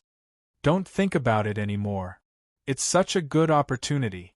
If you miss it, you won't get another one, Xie Tao casually pulled a chair and sat beside Ningyu, advising him with kind words like a friend. Gotcha. However, just as Xie Tao sat on the chair, he felt a sharp pain in his chest. His body flew backward like a kite with a broken string. Bang! The sound of ribs breaking, coupled with the sound of a body hitting the wall, resounded in the area. Poochie! Blood spurted from Xie Tao's mouth. You! With no time to wipe the blood from the corner of his mouth, Xie Tao raised his hand with difficulty, pointed at Ningyu and said in horror, "You don't know what's good for you. Let's see how you're going to walk out of Four Corner City alive." "Why can't I walk out of Four Corner City alive?" Ningyu asked in puzzlement. "If I've guessed correctly, your Heavenly Dragon Empire only has one initial phase saint and 3 pinnacle heavenly sovereigns in Four Corner City. You've basically lost your ability to fight. Do you think that you can rely on one initial phase saint and 2 pinnacle heavenly sovereigns? Can you kill me?" "Papa." As he spoke, Ningyu clapped his hands. Creak. Zhang Chang pushed open the door and walked in. Whoosh. At the same time, Zhang Chang exerted the aura of a sage intermediate stage to suppress Xie Tao. Poochie! How could Xie Tao, who was already seriously injured, withstand the pressure of a middle stage sage? Xie Tao spat out another mouthful of blood. He looked weak and feeble, as if he could breathe his last at any time. Middle stage saint. Xie Tao's eyes widened in disbelief. Originally, he thought that Zhang Chang was only half a step away from the sage realm. The reason why he was knocked down from the void just now was because of a sneak attack. But now it seemed that he was wrong. Very, very wrong. The martial artist in front of him could easily defeat him even if he did not sneak attack. So what if he's at the middle stage sage? But soon, Xie Tao's face returned to normal. To tell you the truth, the cultivation of the martial artists from the Heavenly Dragon Empire in Four Corner City is not as simple as that of an early stage sage. Whoosh! Hearing Xie Tao's words, Ningyu's heart skipped a beat. He hurriedly stared at Xie Tao's face, hoping to find some clues. But unfortunately, Ningyu did not find any clues. In other words, what Xie Tao said was very likely true. Could it be that the 4 great empires really left behind top experts? Instantly, such a thought came to Ningyu's mind. Top experts. 4 sage-level experts, immortal crystals were very precious raw crystals. The reason why Ningyu did not kill Xie Tao was that he wanted to force some information out of Xie Tao. As for directly devouring Xie Tao's memory, Ningyu was not that stupid. For a top expert like Xie Tao, his sea of consciousness had been sealed. As long as someone dared to forcibly devour his memory, he would immediately explode. Therefore, Ningyu's method was to see Xie Tao's reaction through Zhang Chang. Now that Xie Tao's reaction was normal and he was not that afraid, Ningyu's idea was confirmed. However, the only thing that Ningyu could not be sure about was whether the Heavenly Dragon Empire had left behind a late-stage Sky Supreme or a peak Sky Supreme, and whether the other 3 great empires had left behind any top experts or not. It seems that I have to go to Elder Tianji and let him do the calculation. I can't just think about the benefits and be unwilling to do anything. Ningyu stood up from the chair and walked slowly to Xie Tao. He said, "The cultivation of the Heavenly Dragon Empire's martial artists is either a late-stage Sky Supreme or a peak Sky Supreme. I won't tell you. Ha ha ha, I want to see if you dare to kill me." Xie Tao seemed to have grasped Ningyu's weakness. He laughed wildly again. "Once you kill me, the experts of the Heavenly Dragon Empire will find out. At that time, you won't be able to live. Noisy!" Ningyu left these 2 words and then walked straight out of the room. Seeing Ningyu leave, Xie Tao was a little confused. He did not know what Ningyu meant. But soon, Xie Tao realized the seriousness of the problem. Because Zhang Chang stayed behind. "What do you want?" "I can tell you, the Heavenly Dragon Empire doesn't want it." Seeing Zhang Chang walking towards him, Xie Tao's pupils shrank. Bang! Ningyu did not want to interfere with Zhang Chang's actions. After leaving the room, Ningyu walked towards the second floor of the square restaurant. Ningyu knew that Zhao Guoqing was still waiting for him there. Chapter 1784. The middle-aged man who attacked Xie Tao is at least an early-stage saint. On the second floor of the square restaurant, Zhao Guoqing sat in his room with a grave expression. Because Zhang Chang's aura was only released from his room on the fourth floor, Zhao Guoqing didn't know Zhang Chang's exact cultivation level. However, from the fight between Zhang Chang and Xie Tao, Zhao Guoqing could tell that Zhang Chang was an early-stage saint. That Ningyu is only an early-stage Sky Supreme. How could he defeat Xie Tao in one move? Could he be a reincarnated monster? Like Yunmu? Zhao Guoqing's thoughts didn't linger on Zhang Chang for long. He quickly shifted his attention to Ningyu. Compared to Zhang Chang's cultivation level, Zhao Guoqing was more curious about Ningyu's battle prowess. No matter how he looked at it, it was a little exaggerated for an early-stage Sky Supreme to defeat a pinnacle Sky Supreme. At the very least, none of the people Zhao Guoqing knew could do it. I'll give the key to Ningyu first. I should return to the city lord's mansion as soon as possible and discuss with Elder Tianji and the others what to do next. Zhao Guoqing looked at the closed door, got up, and walked out of the room. Creak. Zhao Guoqing hadn't taken a few steps when the door was pushed open from the outside. Zhao Guoqing was stunned when he saw the young man standing at the door. You're here. I was just about to go look for you. As he spoke, Zhao Guoqing reached into his robe and took out the key to open the bronze door and handed it to Ningyu. There's no hurry. Ningyu waved his hand, indicating that Zhao Guoqing didn't need to hurry. Zhao Guoqing was slightly stunned. He was a little confused. You're the one who asked for the key, and you're the one who said there's no hurry. What does that mean? Ningyu didn't care what Zhao Guoqing was thinking. He walked to a chair and sat down. Then, Ningyu looked at Zhao Guoqing without saying anything. Seeing Ningyu's actions, Zhao Guoqing swallowed the words that were on the tip of his tongue.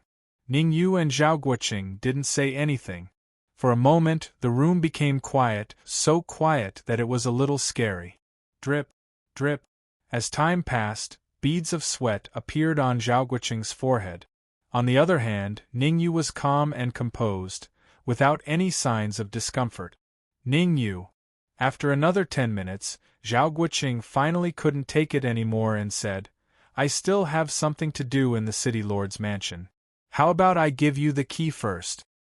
Well, put it on the table. Ningyu gently knocked on the table and said.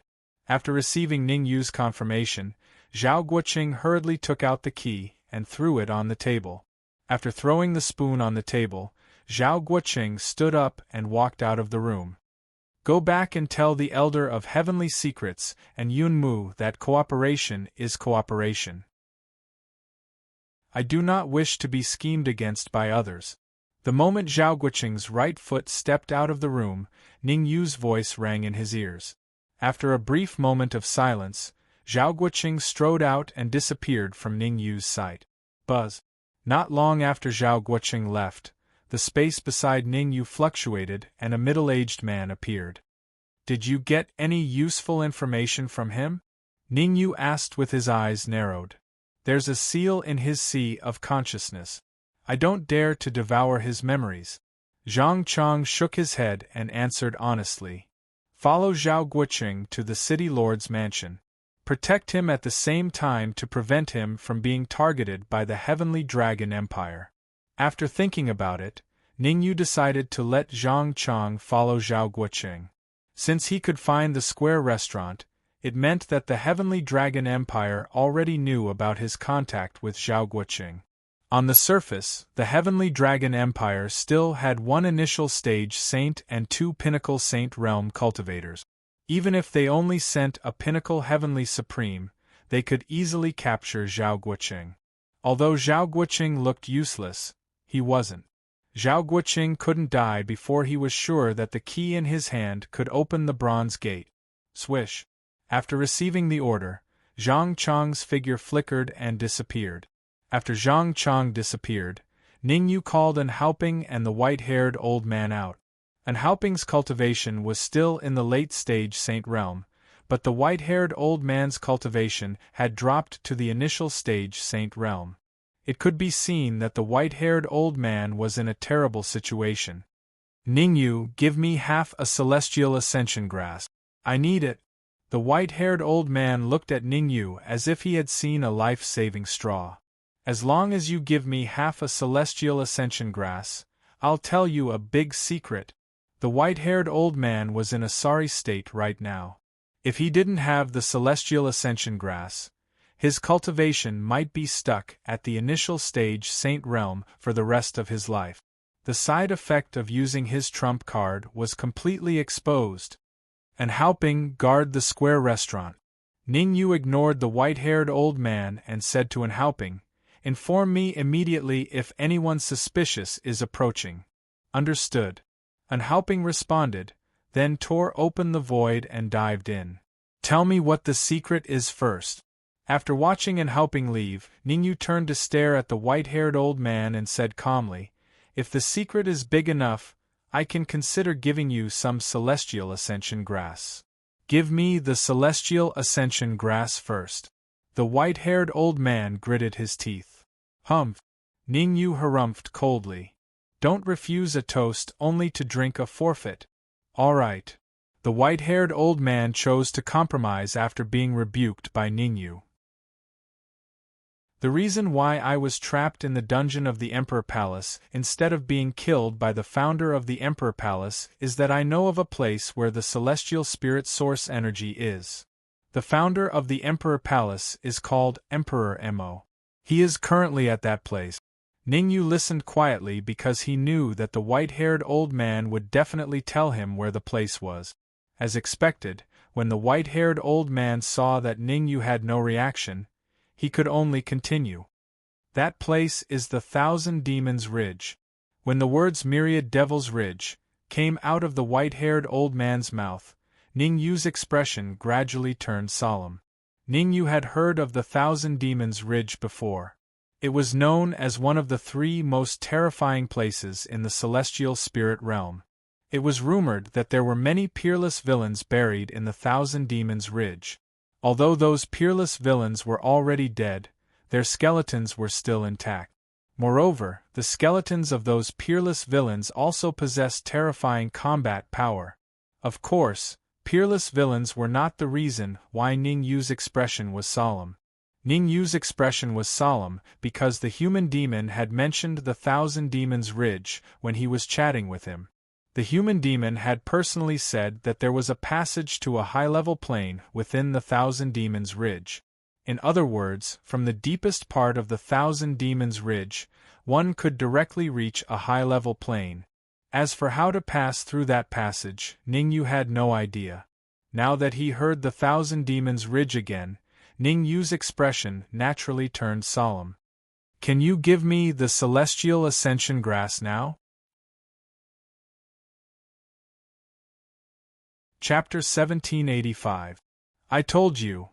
Upon hearing the white-haired old man's words, Ningyu's solemn expression eased a little and he said indifferently, if the secret is big enough, I can consider giving you some ascension immortal grass. What do you mean? The white-haired old man's expression changed and he asked in a deep voice. In the white-haired old man's opinion, Ningyu did not want to give him the ascension immortal grass, so he used this excuse to brush him off. The origin source was in the Thousand Demons Ridge. If this kind of information could not be considered a big secret, then what was? Nothing. Ningyu shrugged and continued, I already know about the Thousand Demons Ridge. I don't need you to tell me. Although you know about the Thousand Demons Ridge, you don't know that the origin source is there. The white-haired old man was almost roaring. Fortunately, Ningyu had set up a soundproof array around the room. Otherwise, the white-haired old man's roar would have been heard by others. You're still hiding something from me. Ningyu suddenly felt that the white-haired old man seemed to have something that he was not telling him. Just the origin source in the Thousand Demons Ridge would not be able to deceive the founder of Emperor God Palace. No. The white-haired old man's eyes flickered, and he did not dare to look into Ningyu's eyes. If you don't want to say it, forget it. I still have something to do. You can reflect on yourself first. Ningyu stood up and walked out of the room. Actually, people like the white-haired old man were definitely full of secret. Unless it was absolutely necessary, Ningyu would not kill him rashly. After all, he obtained the Ascension Immortal Grass from the white-haired old man. Who knew? He might be able to get something from the white-haired old man in the future. Therefore, Ningyu's attitude towards the white-haired old man was not to kill him and let him cause trouble. Of course, the white-haired old man could not even protect himself now. Even if he was asked to cause trouble, he did not have the ability to. Looking at Ningyu's back view, the white-haired old man's eyes were slightly dazed and he looked very conflicted. He wanted to tell Ningyu his secret in exchange for the ascending immortal grass, but his heart was extremely unwilling. Even when he was trapped in the dungeon by the founder of the Emperor Palace, he did not reveal the secret in his heart. Instead, he found an excuse to trick the founder of the Emperor Palace into going to the Myriad Demons Ridge. Now, he would definitely not be willing to sacrifice his secret in exchange for the Ascension Immortal Grass. Pucci. However, things always developed in an unpredictable direction. As soon as Ningyu left the room, the white-haired old man spat out a mouthful of dark red blood, and his aura became extremely weak. I'm willing to tell you the real secret. The white-haired old man used the last of his strength to roar towards the outside of the room. Thump! After saying this, the white-haired old man's body went limp, and he directly collapsed to the ground. Hu Wentian, deal with him. Don't let him die for now. Outside the room, Ningyu's footsteps paused for a moment, and then he immediately strode out of the square restaurant. There were many things to do, and Ningyu knew that this was not a good time to get to the bottom of the white-haired old man. Anyway, the white-haired old man was under his control. After solving the problem in Square Restaurant, it would not be too late to have a good talk with him. Crack! What Ningyu did not know was that the moment he left the room, in a secret room in Square Restaurant, an old man suddenly smashed the jade cup in his hand on the ground, and it broke into pieces. Next to the old man, two middle-aged men held their breath, and did not dare to speak at all. Xie Tao is dead. The old man's expression was calm, and it was impossible to tell whether he was happy or angry. He said lightly, "What do you think of this matter? It must be the Jin family who set us up." A middle-aged man with a scar on the left side of his face clenched his fists, and he could not hide the anger on his face. That's right. If it were not for the Jin family, Xie Tao would not have gone to the Square Restaurant. The other middle-aged man was also furious, and he said fiercely, "We must let the Jin family know that we are not to be trifled with." Let the Jin family know that you are not to be trifled with? The old man was not angered by the words of the two middle-aged men. He raised his brows and said, "On the surface, the Jin family only left two initial Saint Realm experts and a late Heavenly Supreme. Can the three of us win against them?" The old man's question made the two middle-aged men's faces turn a little ugly. However, the middle-aged man with a scar on the left side of his face still braced himself and said, "Although we are not a match for the Jin family, our Xie family still has someone in the void." "Shut up." Hearing this, the old man suddenly slammed the table and said coldly, "The four great empires all have backup plans, but our Xie family is not the only one. In the future, I hope that you will use your brains to think before doing anything. If anyone dares to act recklessly again, don't blame me for being impolite." When the old man said those words, his attitude and tone were extremely cold. Those who did not know better would think that the two middle-aged men had made a big mistake. "Right, you two get ready. I'm going to the city lord's mansion." Ignoring the reaction of the two middle-aged men, The old man stood up and left the room. The two middle-aged men exchanged glances with each other before obediently following behind the old man and also disappearing from sight. At the same time, in a secret room not too far away from the old man, there were 3 cultivators, 2 initial Saint Realm and 1 late Heavenly Supreme.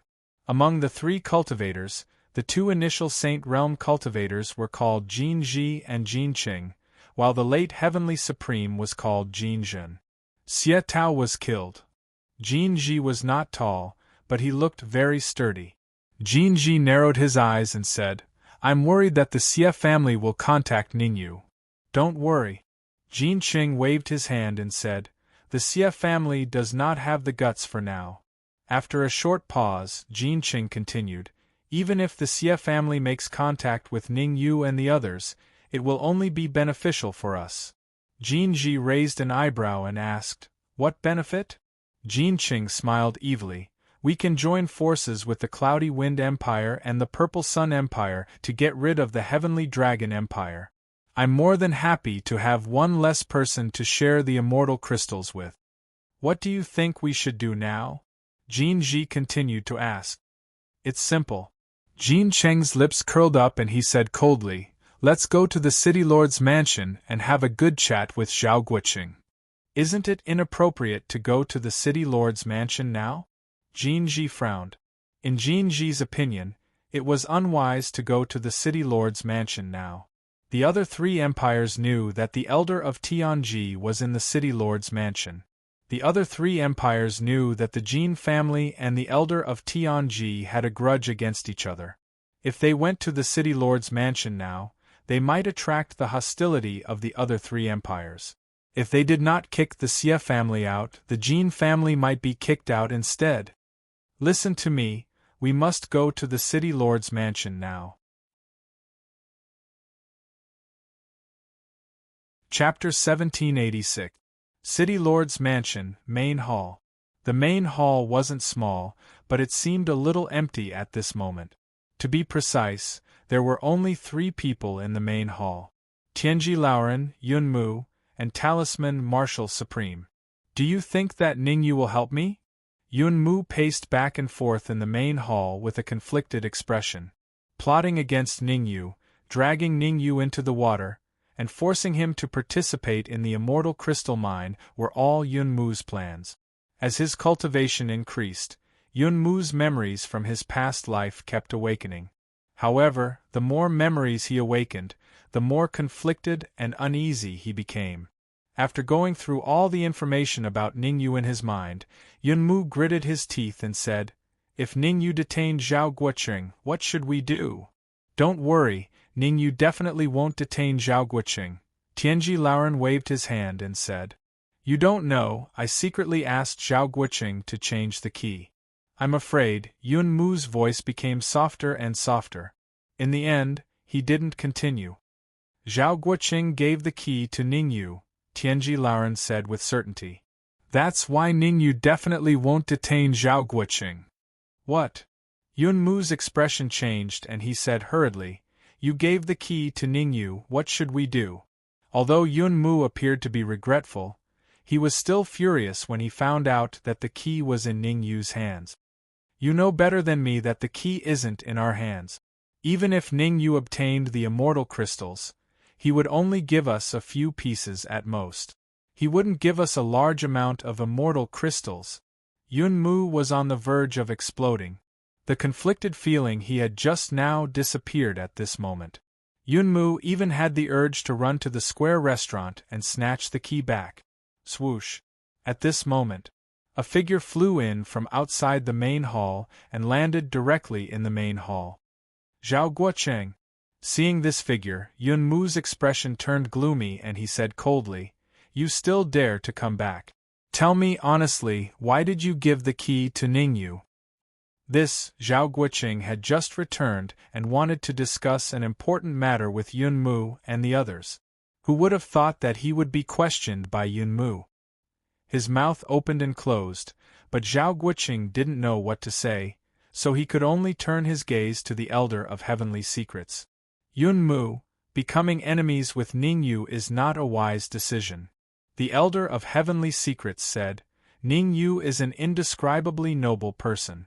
Whether or not we can survive this crisis will depend on Ningyu's assistance. Crisis? What crisis? Yunmu's mind stirred as he hastily asked.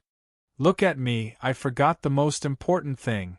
Zhao Guoqing slapped his head and said hurriedly, when I came back from the square restaurant, there were at least 3 groups of people following me. Do you know who is following you? Elder Tianji frowned. The Jin clan of the Qinye Empire, the Xie clan of the Heavenly Dragon Empire, and the Lan clan of the Cloudy Wind Empire.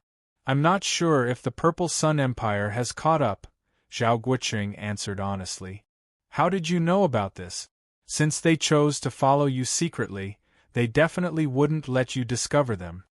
Yunmu's tone was cold as he said with a straight face. To be honest, Yunmu didn't believe Zhao Guoqing's words. Zhao Guoqing was only a late Heavenly Supreme. If the people from the 3 empires were following him, he definitely wouldn't be able to discover anything. One must know that the leaders left behind by the 3 empires this time around were all sage-level cultivators. Yunmu knew very well what kind of person Zhao Guoqing was. He might be strong in the square restaurant, but in front of a sage, it would be difficult for him to block even one move. I wasn't the one who discovered it. Zhao Guoqing shook his head and said, when I left the square restaurant, Ningyu had a middle-stage sage follow me. It was that middle-stage sage who discovered it. Where is that middle-stage sage now? The Elder of Heavenly Secrets knew who Zhao Guoqing was talking about as soon as he said middle-stage sage. Zhang Chang. There were a total of 3 sages beside Ningyu. Middle-stage sage Zhang Chang, late-stage sage white-haired elder Anan Haoping. Therefore, as soon as Zhao Guoqing said that, the Elder of Heavenly Secrets determined that it was Zhang Chang. He asked me to come in first and stayed outside the city lord's mansion to stop those who followed me, Zhao Guoqing said. Oh no! The Elder of Heavenly Secrets' expression changed. Zhang Chang was only a middle-stage sage. If the middle-stage sage from the Purple Sun Empire didn't come, everything would be fine. At least Zhang Chang wouldn't be killed. However, once the middle-stage sage from the Purple Sun Empire came, Zhang Chang would definitely be in danger under the siege of the experts from the 4 empires. The Elder of Heavenly Secrets had a lot to do with the Elder of Heavenly Secrets forcing Ningyu to stay in the square restaurant. Without the Elder of Heavenly Secrets as a middleman, Yunmu couldn't force Ningyu to succeed. Therefore, the Elder of Heavenly Secrets didn't want to see anything happen to Zhang Chang, which would lead to a complete break with Ningyu. Let's go out now. The Elder of Heavenly Secrets immediately decided to go out. Although the Elder of Heavenly Secrets knew that if he went out now, he might face the people from the 4 empires. However, if he didn't go out now, he would completely offend Ningyu. The Elder of Heavenly Secrets had the guts to offend the 4 empires. Offend Ningyu? Unfortunately, even if the Elder of Heavenly Secrets had the guts, he wouldn't dare to take action. The best solution was to show his attitude in advance and stand on the same side as Zhang Chang before Ningyu came over. Otherwise, when Ningyu arrived, he would find that they were still in the city lord's mansion while Zhang Chang was alone outside dealing with the 3 empires. No, it should be the 4 empires. What would Ningyu think then? Therefore, he had to go out immediately. The Elder of Heavenly Secrets didn't care about what Yunmu thought. His figure flashed and he left the hall. After the Elder of Heavenly Secrets left, sigh. Yunmu and the Venerable of Talisman Martial Arts looked at each other and sighed. They tore the void and went in together. Seeing the Elder of Heavenly Secrets and Yunmu leave, Zhao Guoqing stood on the spot in a daze. Zhao Guoqing didn't understand why they would go out foolishly when there was a mid-stage sage guarding the city lord's mansion. Even if the Elder of Heavenly Secrets and Yunmu went out, they wouldn't be able to help that mid-stage sage. Instead, they would only add to the chaos. Forget it. Since everyone is going, I'll go out too. After thinking about it, Zhao Guoqing sighed and hurriedly followed them. There were some things he couldn't figure out, and Zhao Guoqing didn't want to think about it. Anyway, even if the sky collapsed, there would be someone taller to hold it up. He had already given the key to Ningyu. Even if both sides really fought, it would be difficult to affect him. Zhao Guoqing even made up his mind. As long as Ningyu's side showed signs of defeat and the situation was hopeless, he would immediately use his secret technique to leave. As the saying went, where there's life, there's hope. Chapter 1787. You're the middle stage saint martial artist beside Ningyu? Four Corner City, outside the main gate of the city governor's mansion. Jinji crossed his arms in front of his chest and stared at Zhang Chang with great interest.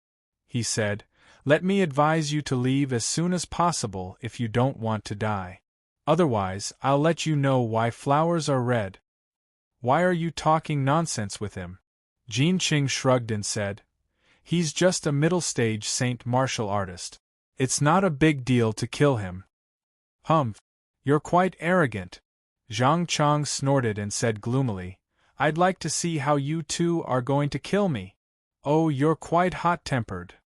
Hearing Zhang Chang's words, Jin Ji raised his eyebrows and said disdainfully, "There are a total of 5 early-stage saint martial artists in our 4 empires. There's even a middle-stage saint martial artist. Do you think you can escape under our siege?" "Stop! Stop!" As soon as Jin Ji's voice fell, the old man on the other side hurriedly waved his hand. The old man who waved his hand was none other than the early-stage saint martial artist from the Xie family of the Heavenly Dragon Empire. "Xiaoliang, what do you mean by this?"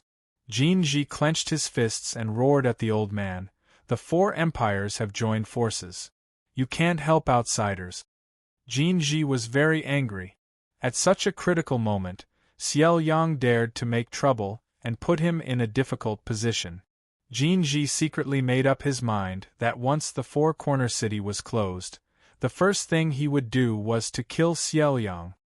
"I won't deny that the 4 empires have joined forces, but, then," Xiaoliang changed the topic and said lightly, "the enmity between the Jin family and Ningyu has nothing to do with the 3 empires. You can solve it yourselves. If I'm not mistaken, this middle-stage saint martial artist has a close relationship with Ningyu. Don't tell me you want to use us to help you eliminate Ningyu's people?" "Nonsense. This is utter nonsense." Jin Ji was so angry that his nose was crooked. He cursed Xiaoliang 70 or 80 times in his heart. Although he cursed him, Jin Ji would not clash with Xiaoliang again at this time. His gaze shifted towards the Cloudy Wind Empire and the Purple Sun Empire. It was fine if the Xie family refused to help, but if the Cloudy Wind Empire and the Purple Sun Empire refused to help, he would have to bear the consequences. After all, Zhang Chang's cultivation was at the middle stage of the Sage Realm. It was impossible for him and Jin Qing to defeat him. "Xiaoliang is right. Our Lan family doesn't want to get involved in the feud between you and Ningyu." After a moment of silence, Lan Ming, an early-stage saint from the Cloudy Wind Empire's Lan family, said, "As for the immortal crystal lode, I hope that the Jin family will not hold us back. Take care of your own business." The other early-stage saint warrior of the Lan family, Lan Hua, did not have such a good temper. He said coldly, "We have no enmity with this middle-stage saint warrior. Why should we make him our enemy?" Whoosh! The Lan family's rejection seemed to be within Jin Ji's expectations. He took a deep breath and looked at the middle-stage saint from the Purple Sun Empire. Ziyun. Her name was Ziyun, a saint born and raised in the Purple Sun Empire. Rumor had it that Ziyun's real battle prowess had reached the late-stage saint level. Some even said that Ziyun's battle prowess was comparable to a peak saint. Of course, rumors were just rumors.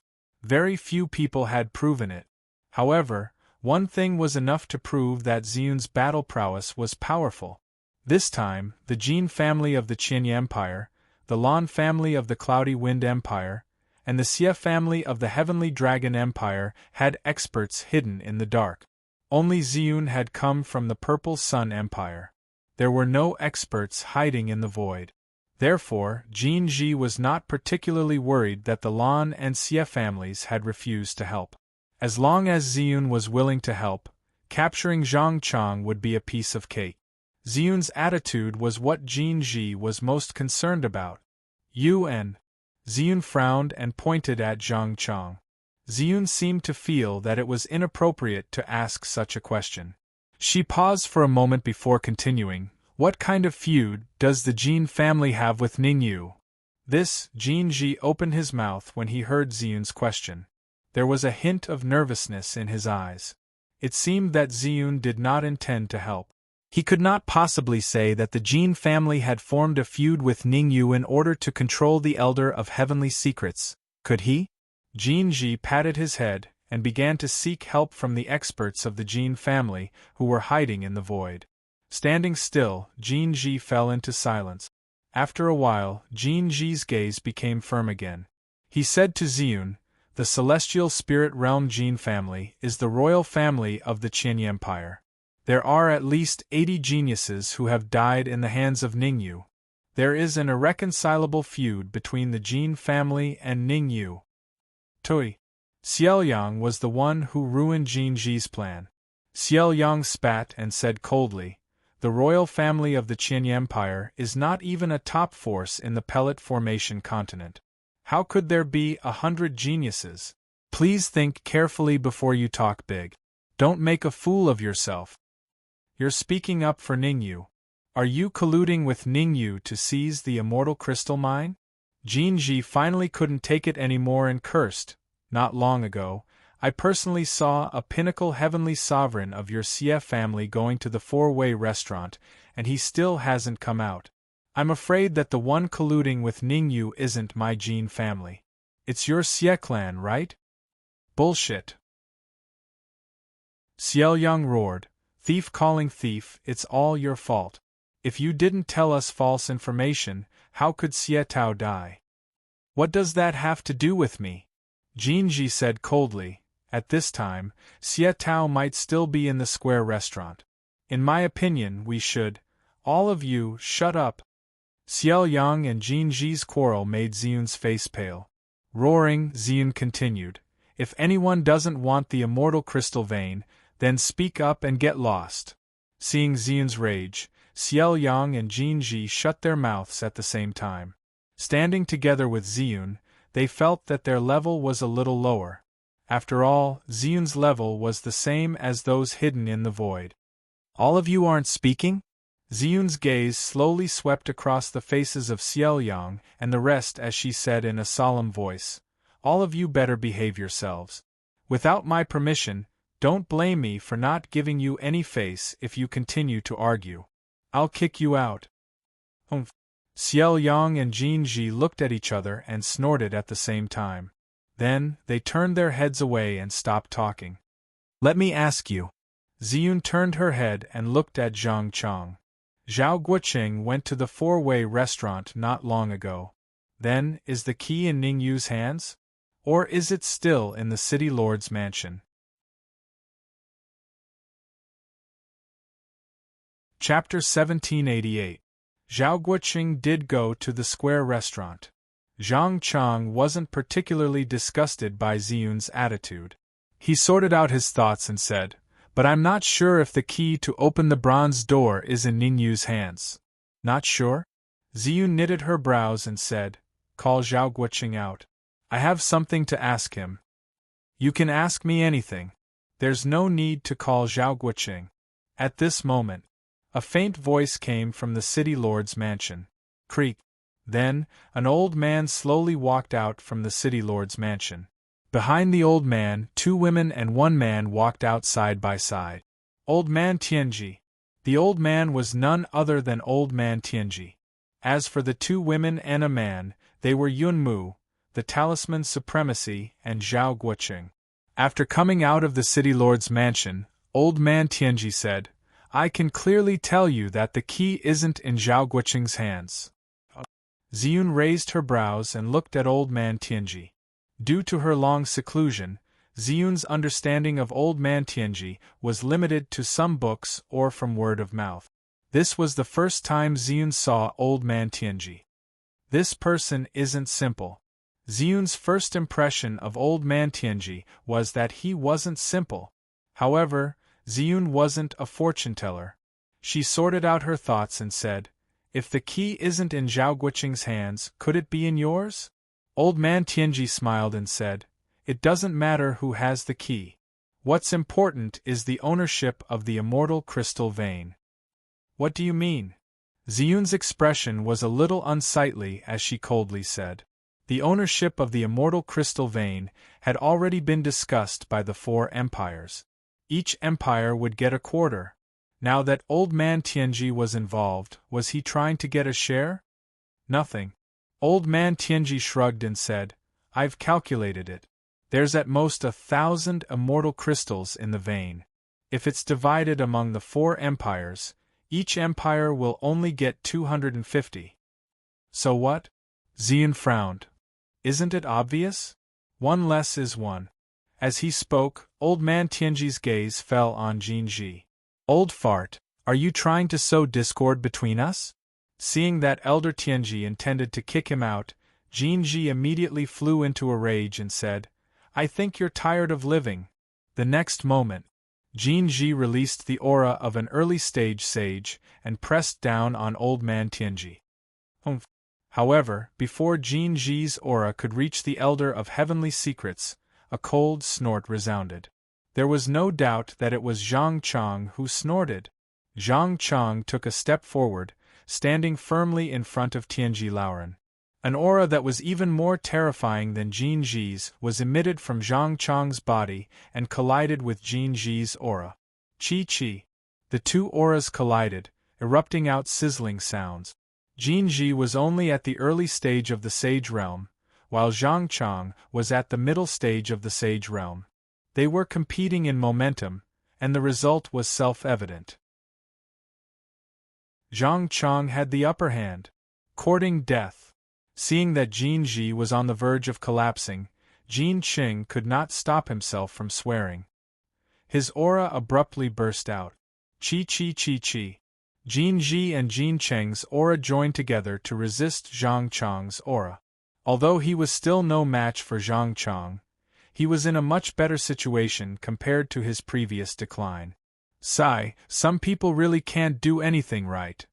Right at this moment, Xiao Yang sighed lightly and said unhurriedly, "Our original intention of coming to the city governor's estate this time was to test the pressure for Zhao Guoqing and obtain the key to open the bronze door. We're not here to watch some people deal with things. Don't go too far." Since Jinji and Jinqing were trying their best to resist Zhang Chang's aura, it was the remaining late-stage Sky Supreme from the Jin family who spoke. "Pa." Xiao Yang's face turned cold and he waved his right hand in the air. A crisp sound resounded, and the late-stage Sky Supreme from the Jin family was sent flying.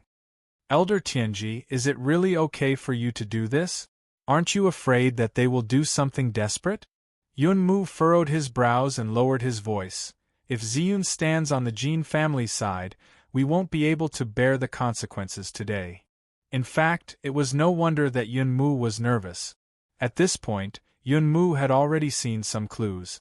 The people from the 4 great empires weren't as simple as they seemed. At the very least, the 4 great empires had a backup plan. "Don't worry, Ningyu has been here for a long time."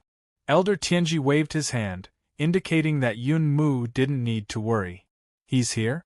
Where is he? Why don't I see him?" Yun Mu turned his head and asked. "Let's wait a little longer.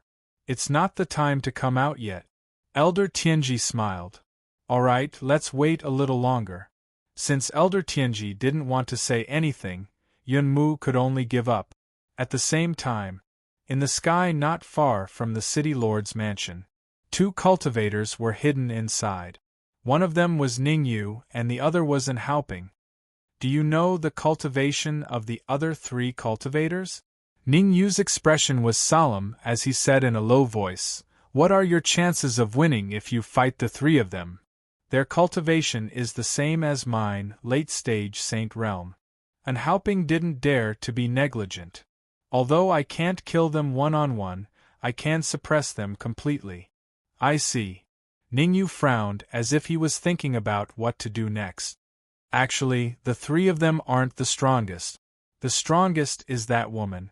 While Ning Yu was thinking, and Haoping continued, "Although that woman's cultivation is mid-stage Saint Realm, I can feel a terrifying aura from her. That aura makes my heart palpitate." "That woman?" Ning Yu couldn't help but look at Ziyun. Zhang Chang said that Ziyun was a native saint of the Purple Sun Empire. Her cultivation had reached mid-stage Saint Realm. At that time, Zhang Chang praised Ziyun very much. Now that Haoping said that Ziyun wasn't simple, it could be seen that Ziyun was most likely pretending to be weak. Rumble. Not long after Ning Yu shifted his gaze, an earth-shattering explosion was heard from afar. A great battle broke out in an instant. Jin Ji and Jin Qing knew very well that they were no match for Zhang Chang in terms of momentum. If they fought, they might be able to subdue Zhang Chang with their profound cultivation methods and abundant primordial qi. And Haoping, keep an eye on that late-stage Saint Realm martial artist of the Jin family. Ning Yu's eyes turned cold. He hurriedly ordered Haoping, who was next to him. Then, he sent a voice transmission to Zhang Chang. "Zhang Chang, go all out and kill him." "Roger." Zhang Chang was still angry that he couldn't go all out. Chapter 1789. Rumble. In front of the city lord's mansion, an earth-shattering battle broke out in an instant. Ha ha ha! Not long after the battle broke out, Jin Ji, who was in the middle of the battlefield, raised his head and laughed. "Silver spear wax head, nice to look at but useless. We can't go on like this." Staring at the battlefield, Ning Yu became a little anxious. In a normal fight, Jin Ji and Jin Qing were no match for Zhang Chang. However, in order to prevent the aftermath of the battle from spreading around, Zhang Chang tried to maintain the stability of the void around him while fighting. After all, Jin Ji and Jin Qing came from a higher plane. They did not care about destroying the city lord's mansion and four-corner city. "Zhang Chang, if I block one of them for you, how long will it take for you to kill the other one?" After pondering for a moment, Ning Yu transmitted his voice to Zhang Chang again. 1 minute to severely injure, 3 minutes to kill." Hearing Ning Yu's voice transmission, Zhang Chang was stunned at first, and then hurriedly said, "But the premise is that no one intervenes." What Zhang Chang cared about was not whether Ning Yu could block Jin Ji or Jin Qing, but whether the martial artists hidden in the void and the people of the other three empires would intervene. Once they intervened, even if Ning Yu blocked Jin Ji or Jin Qing, it would be useless. You can rest assured about this. Regarding what Zhang Chang was worried about, Ning Yu gave an affirmative answer. The four empires seemed to be a monolithic block, but in fact they were extremely loose internally. Forces tied together by interests were destined not to last too long. As long as new interests were involved, the original forces would collapse 80% of the time. Swoosh! Without letting Zhang Chang wait too long, the moment Ning Yu's voice fell, he turned into a shadow and rushed out. "You dare to be distracted while fighting with us? I think you are tired of living." Seeing Zhang Chang slightly distracted, Jin Ji's mouth curled up, and an extremely cold smile came from his mouth. "Today, I will let you know that there are some people you can never." Jin Ji had only spoken halfway when he stopped abruptly and hurriedly chose to retreat. At the same time as he retreated, Jin Ji shouted, "Who is it? Sneakily hiding in the void? Come out and fight if you have the guts." The reason why Jin Ji dared to scold him in such a tone was because he could feel the aura coming from the void. This aura was only at the heavenly supreme realm, not even a half-saint realm. Jin Ji could easily kill quasi-saint realm cultivators with a flip of his hand, not to mention heavenly sovereigns. Therefore, after a short period of shock, Jinji completely calmed down and said coldly, "Whoever offends the Jin family will be skinned alive." "As you wish." An indifferent voice came from the void. "Chi-chi."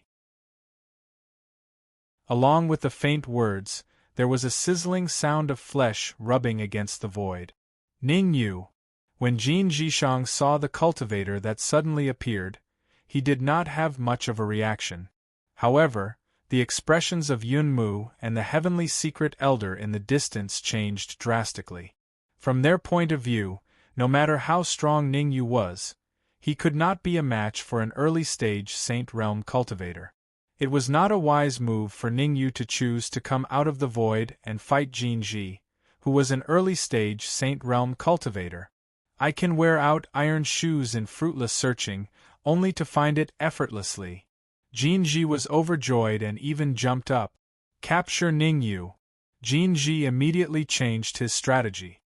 He gave up on Zhang Chang and captured Ning Yu first. There was a path to heaven, but you didn't take it. Instead, you barged into hell. Looking at Ning Yu approaching him, Jin Ji squinted his eyes and could not hide the excitement in his heart. Rumble. On the other side, Jin Qing and Zhang Chang were fighting. He was suppressed to the point that he could not breathe.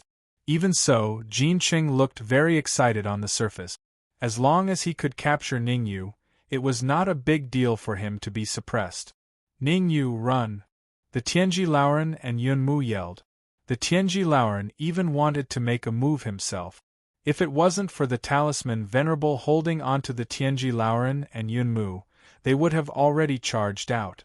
The Tianji Laoren charged out because he did not want to see Ning Yu being killed.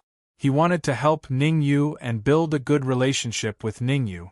As for Yun Mu charging out, it was mostly because of the key. The key to open the bronze gate was in Ning Yu's hands. If Ning Yu was killed by Jin Ji, the key would definitely fall into Jin Ji's hands. In order to prevent the key from falling into Jin Ji's hands, Yun Mu had to make a move. This Ning Yu is indeed not simple. Seeing how Ning Yu faced Jin Ji without any change in his expression, Ziyun's eyes flashed with interest. Let's not talk about whether Ning Yu could withstand Jin Ji's attack. Just his courage alone was enough to make others have a whole new level of respect for him. One must know that when Ziyun was at the middle heavenly supreme stage, she did not dare to fight head-on with an initial stage saint. Could he be someone from a higher plane? Ziyun knitted her brows. She couldn't help unleashing her perception in an attempt to probe Ning Yu. Swoosh. However, before Ziyun's perception could land on Ning Yu's body, a powerful perception swept over from her body. No wonder he dared to go against the Jin family. So there's someone behind him. Ziyun immediately retracted her perception when she sensed the late-stage saint's aura sweeping over her. She no longer cared about the fight between Ning Yu and Jin Ji. Die. It's best if you kill that old fart, Jin Ji.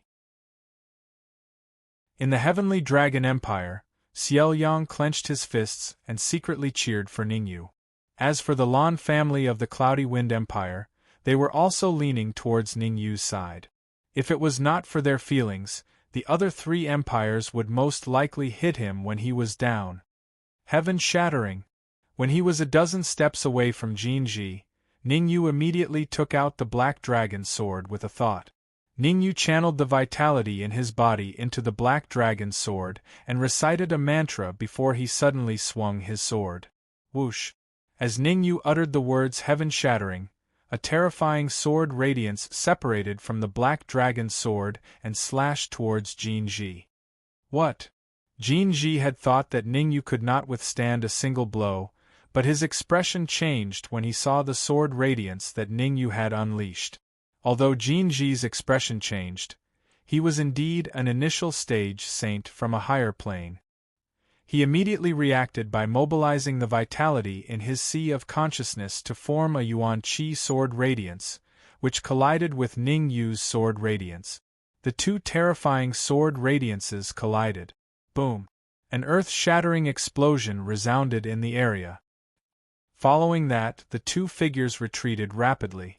Just from the distance they retreated, It was clear that the two of them were evenly matched. However, Jinji spat out a mouthful of blood from the impact, while Ningyu stood unscathed. Only his ankles had sunk into the ground. Whoosh! After a single blow, the surroundings erupted into an uproar. Ningyu was only a mid-heavenly supreme, while Jinji was an initial stage saint. Not only was a mid-heavenly supreme not killed by a single blow from an initial stage saint, he even had a slight advantage. Chapter 1790. I want you to die. Being stared at by the strange eyes around him, Jinji let out a hysterical roar. Shameful. Extremely shameful. So shameful. Jinji was very angry. If looks could kill, he would have already done it. But unfortunately, looks could not kill. It could only let everyone see his angry mind at this time. There are many people who want me dead. Who do you think you are? Ningyu leaped up and pulled his feet out of the pit. He shrugged his shoulders and said, I advise you to surrender as soon as possible. Otherwise, if I kill you later, it won't just be you who will lose face, but the entire Jin family. Jinji almost went crazy. Obviously, he could not accept Ningyu's mockery. Jinji finally broke out in anger. He exerted the aura of the early stage of the Sage Realm and pressed down on Ningyu. Crack! However, as soon as Jinji exerted his aura, the outcome of the battle on the other side of the battlefield was decided. Zhang Chang raised his right foot and kicked Jin Cheng's chest fiercely. A crisp cracking sound rang out. Several of Jin Cheng's ribs were broken on the spot. Stop! Zhang Chang jumped up and flew to Jin Cheng's side in an instant. He stepped on Jin Cheng's forehead with his right foot and said coldly, If you dare to attack Ningyu again, I promise that your head will explode. Swish! Jinji's face was extremely gloomy, but he had no choice but to withdraw his aura and stop in the air. Ah, what a pity! Seeing Jinji stop, Ningyu sighed and shrugged. I thought I could have a good fight with you today. I didn't expect to encounter such a thing. After saying this, Ningyu ignored Jinji's murderous eyes and went straight to Zhang Chang. Ningyu did not walk too fast. It could even be said that he was very slow. In the process of moving forward, Ningyu was very careful. Just earlier, Unhalping sent a message saying that the Jin clan cultivator hidden in the void was very angry and seemed like he would charge out at any moment. Ningyu didn't want to put himself in danger. Even a rabbit would bite when it was cornered. What if the warrior at the late stage of the Saint Realm of the Jin family, who was hiding in the void, attacked him with all his strength? In order to give the Jin family's experts time to breathe, Ningyu walked very slowly. About 3 minutes later, Ningyu came to Zhang Chang. I'm curious. Ningyu stared at Jin Cheng and asked in confusion, Why does the Jin clan want to catch me? You'll die for offending our Jin family. Jin Cheng's eyes flashed with malice as he said coldly, Not only will you die, but your friends in your clan will all die. Ningyu frowned slightly and didn't speak. Seeing that Ningyu didn't speak, Jin Cheng roared and shouted, You'd better let me go, or this day next year will be the anniversary of your death. This day next year will be the anniversary of my death. What a familiar sentence. Ningyu squinted his eyes as if he was reminiscing about the past. After a while, Ningyu said to Zhang Chang, Satisfy him. What? Zhang Chang was slightly stunned and asked in confusion, Didn't you hear me? Ningyu's face was completely gloomy, and a cold voice came from his mouth.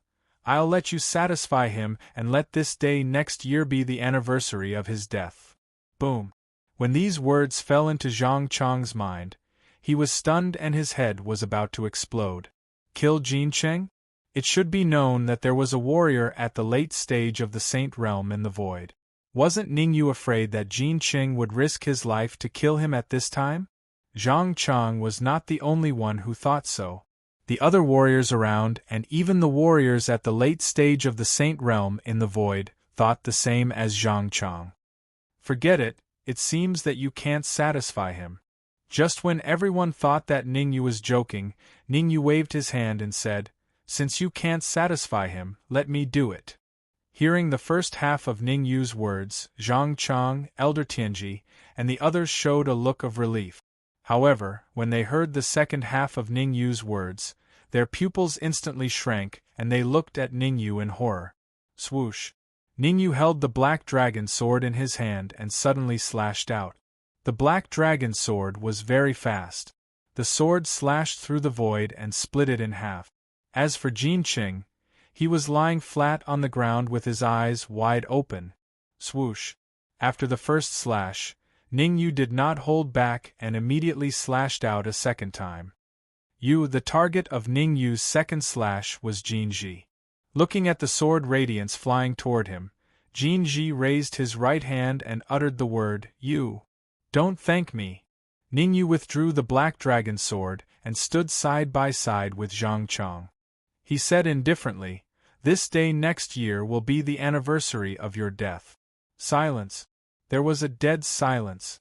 The early stage Saint Realm warriors from the Jin family, Jin Ji and Jin Qing, had been killed by Ningyu one after the other. Whoosh! It was not until a minute after Jin Ji and Jin Qing died that the surrounding people's eyes shifted to the void not far away. There, the Jin family's late-stage Saint Realm warriors were hiding. Crack! Crack! Crack! In the void, the Jin family's late-stage Saint Realm warrior, Jin Fei, clenched his fists tightly, his face gloomy. Ever since they descended from a high-level plane to the celestial spirit realm, the Jin family had been humiliated again and again. First, the plan in Giant Shield City was easily resolved by Elder Tianji. Then, 2 early-stage Saint Realm warriors were killed by Ningyu. This hatred was greater than the heavens. What's with the two of you? Although they hated each other, Jin Fei was not a fool. His main mission in Four Corner City was to obtain the immortal crystals in the immortal crystal mine. If he fought with Ningyu now, his chances of winning were high and he could vent his anger. However, there was a high chance that he would be kicked out of the alliance. Therefore, before he attacked, Jin Fei needed to ask for the opinion of the 2 late-stage Saint Realm warriors from the Cloudy Wind Empire and the Heavenly Dragon Empire. This is the Jin family's matter. The Xie family will not get involved. The Xie family's late-stage Saint Realm warrior was called Xie Yan. He shrugged and said indifferently. Jin Fei then shifted his gaze to the Lan family's late-stage Saint Realm warrior, Lan Chao. "Don't look at me, I'm neutral." Lan Chao waved his hand and said, "As long as there are immortal crystals, everything is negotiable." "I'm so angry. You 2 old foxes, I'll deal with you sooner or later." Jin Fei was furious when he heard Lan Chao and Xie Yan's words. How could Jin Fei not understand the meaning behind their words? "Go ahead and cause trouble, we won't interfere nor will we get involved." 50 immortal crystals. Jin Fei gritted his teeth and said, "Help me block that late-stage Saint Realm warrior in the void and I'll give you 50 immortal crystals." Xie Yan and Lan Chao looked at each other and saw the excitement in each other's eyes. They did not need to attack. As long as they blocked a late-stage Saint Realm warrior, they would get 50 immortal crystals.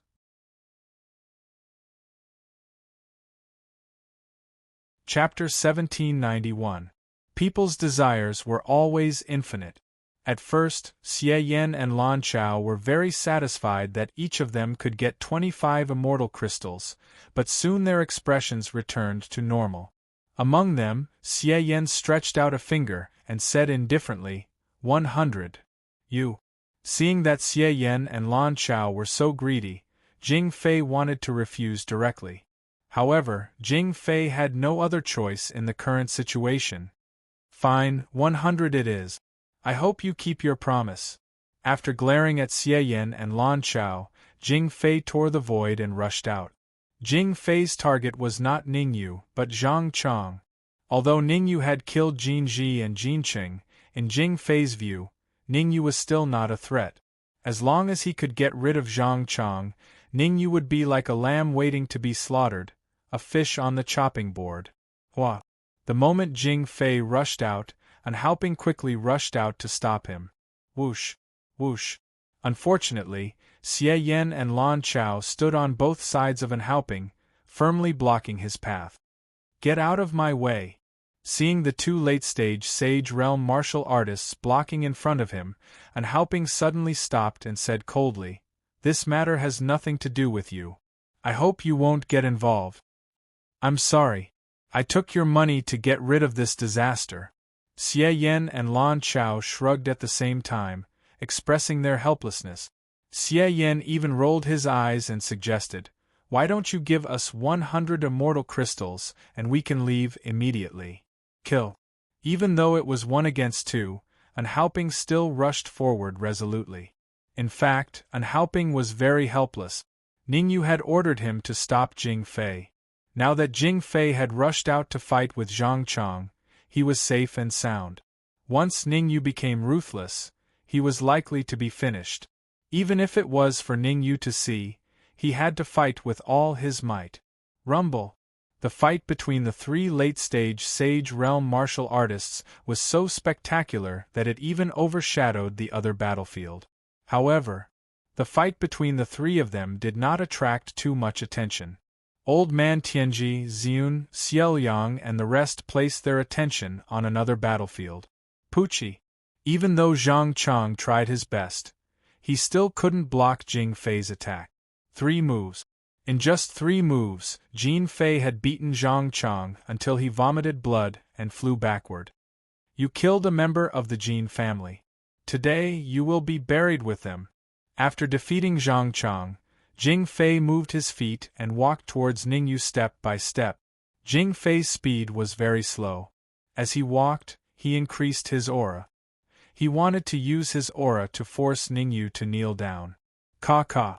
As the distance between Jing Fei and Ningyu shortened, Ningyu's bones made cracking sounds. Let's see how long you can last.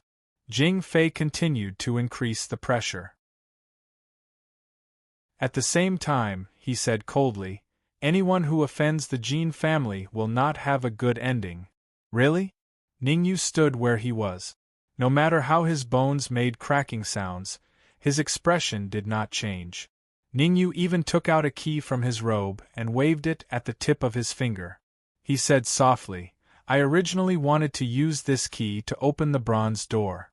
Now it seems like I can destroy it. As he spoke, a dark golden flame appeared on the fingertips of Ningyu's right hand. Chi. The flame burned the key and made a sizzling sound. Whoosh. Looking at the key on Ningyu's fingertips, Jing Fei instantly withdrew his aura. His face became extremely cold. Give me the key and I will let you live. Jing Fei resisted the urge to explode and said in a low voice, otherwise, I will let you know why the flowers are so red. You want the key? I'll give it to you. Ningyu showed an indifferent look. He shook his wrist and wanted to throw the key to Jing Fei. Wait. However, before Ningyu threw the key, 3 voices sounded at the same time. Xie Yan, Lan Chao, and Xiun. Without a doubt, the 3 of them were the ones who spoke. Lan Chao and Xie Yan did not bother to stop and helping. They quickly flew down and landed not far away from Ningyu. I think we can talk about the ownership of the key. Xie Yan was the first to speak. He pretended to be nonchalant and said, the key can open the bronze gate. With the key, we can save a lot of trouble. That's right. The key should be kept by a reliable person. Lan Chao agreed. What do you mean? Jing Fei's face instantly turned cold. He reprimanded. Am I unreliable? You misunderstood. I'm not saying that you're unreliable. I just feel that there's someone more reliable. Lan Chao was not angered by Jing Fei's reprimand. He waved his hand and said, I feel that old man Tianji is more reliable. The key can be kept by him. I agree. At this moment Xiun, who had been silent all this while, spoke. Xiun's opinion was the same as Lan Chao's. She wanted the key to be kept by old man Tianji. I have no objections. Xie Yan agreed as well. Good, very good, very good. Jing Fei had suffered a huge blow today. The people from the other 3 empires had agreed to this matter. He could only give up and was forced to agree. Crack! Suddenly, the space next to Ningyu split open and an Haoping emerged from the void. I think we can talk about the distribution of the immortal crystal mine now. With a flick of his wrist, Ningyu threw the key into his sleeve. Then, Ningyu's calm voice rang out in the area. The Cloudy Wind Empire, the Heavenly Dragon Empire and the Purple Sun Empire will each take 30%. The remaining 10% will belong to us. Do you have any objections? When Ningyu's words rang out, the entire area fell silent. Xie Yan and the others stared at Ningyu in shock. Was it really okay to divide the Jin family's immortal crystals so brazenly? Was Ningyu not afraid of the Jin family's revenge and Jing Fei's madness? However, since it was not their business, Xie Yan and the others did not want to ask. If Ningyu could really get rid of Jing Fei, each of them would get an extra half of the immortal crystals. Why not? Therefore, when Ningyu and Jing Fei met, Xie Yan and the others did not show any reaction on the surface but were actually very excited. I think you're tired of living. Due to his anger, Jing Fei's body could not help but tremble. If he was not afraid of Xie Yan and the others getting in the way, Jing Fei would have killed Ningyu long ago. Given the current situation, Jing Fei did not dare to take the initiative to attack. Putting aside the fact that his mission in Four Corner City was to obtain the immortal crystals, even if he took the initiative to attack, he might not be able to kill Ningyu. After all, the late-stage sage next to Ningyu was not weak. I am indeed tired of living. Come and kill me if you can.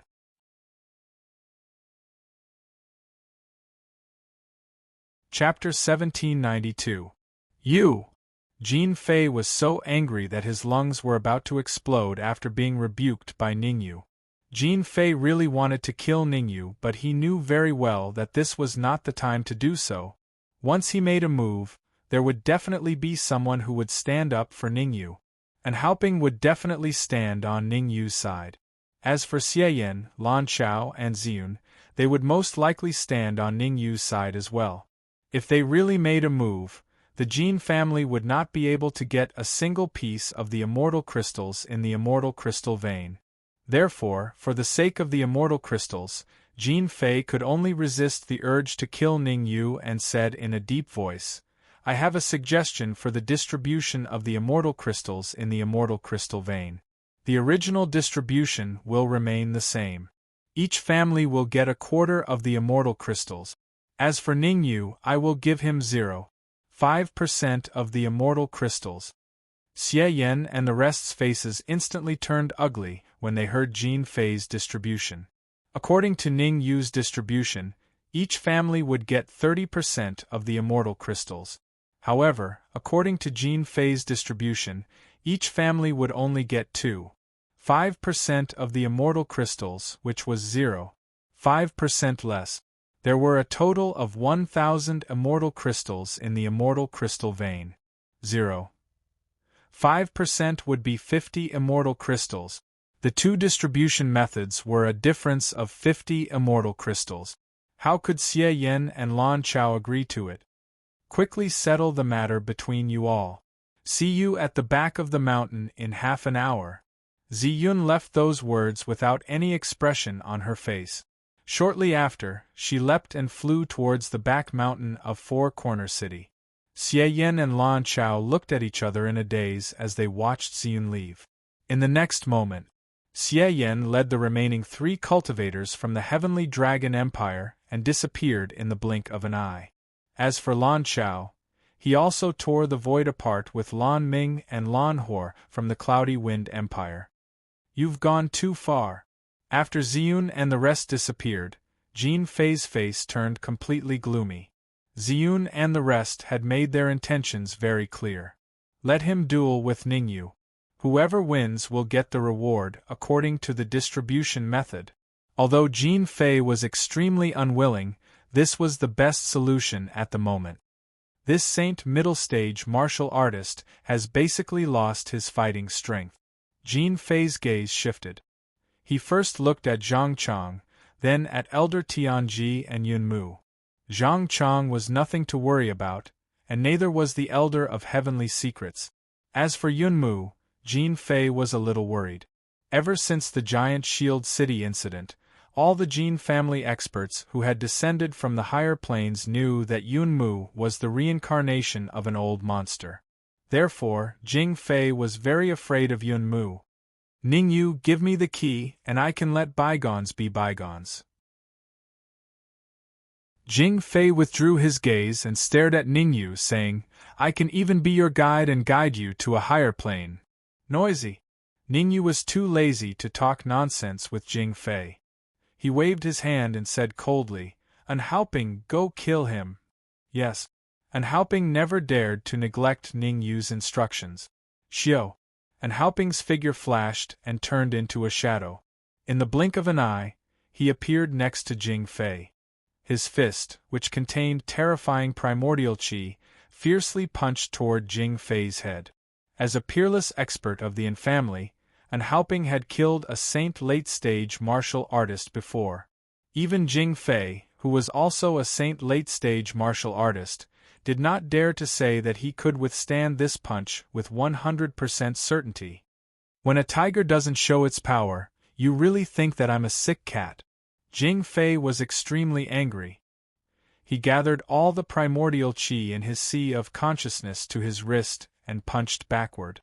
The fist, which also contained terrifying primordial qi, collided with Unhaoping's fist. Bang! The two fists collided. An extremely clear sound rang out. Then, two figures flew backward at the same time. Judging from the distance they flew back, Unhaoping and Jin Fei were evenly matched in this blow. You don't seem to be worried. While Unhaoping and Jing Fei were fighting, Ningyu moved and came before Tianji Laoren. He asked doubtfully, Unhaoping and Jing Fei should be evenly matched. If Ziyun and the rest suddenly come back, the situation might be disadvantageous to us. Why aren't you worried at all? What's there to worry about?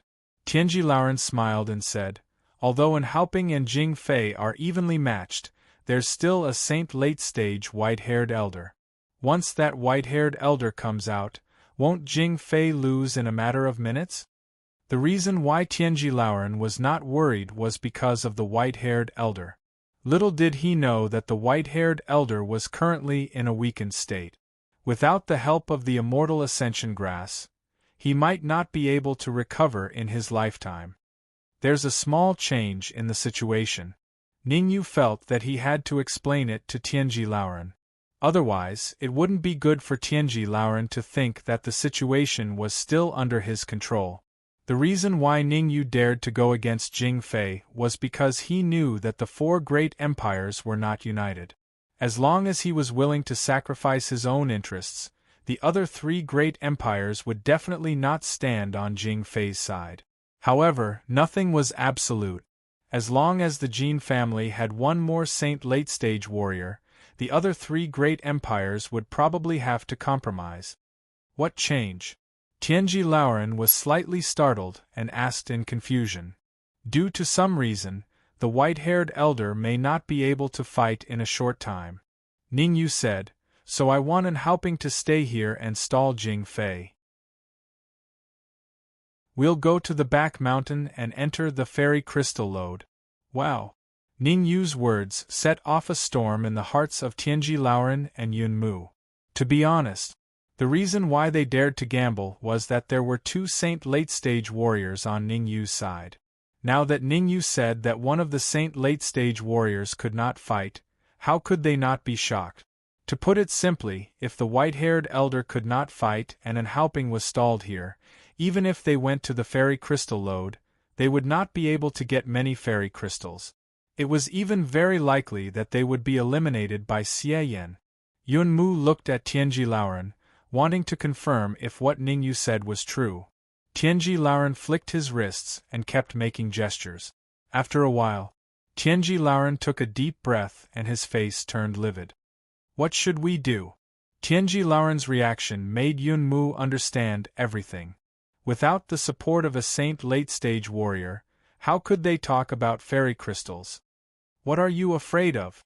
We'll deal with it when it comes. Let's go.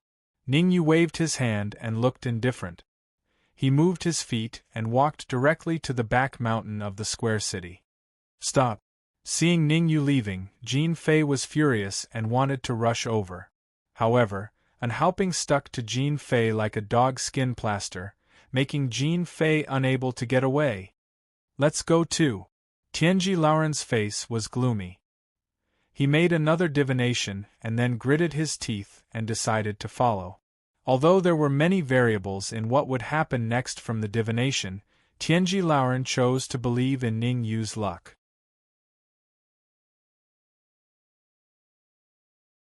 Chapter 1793. Four Corner City, Back Mountain. In front of a huge bronze door. Cloudy Wind Empire, Heavenly Dragon Empire, and Purple Sun Empire.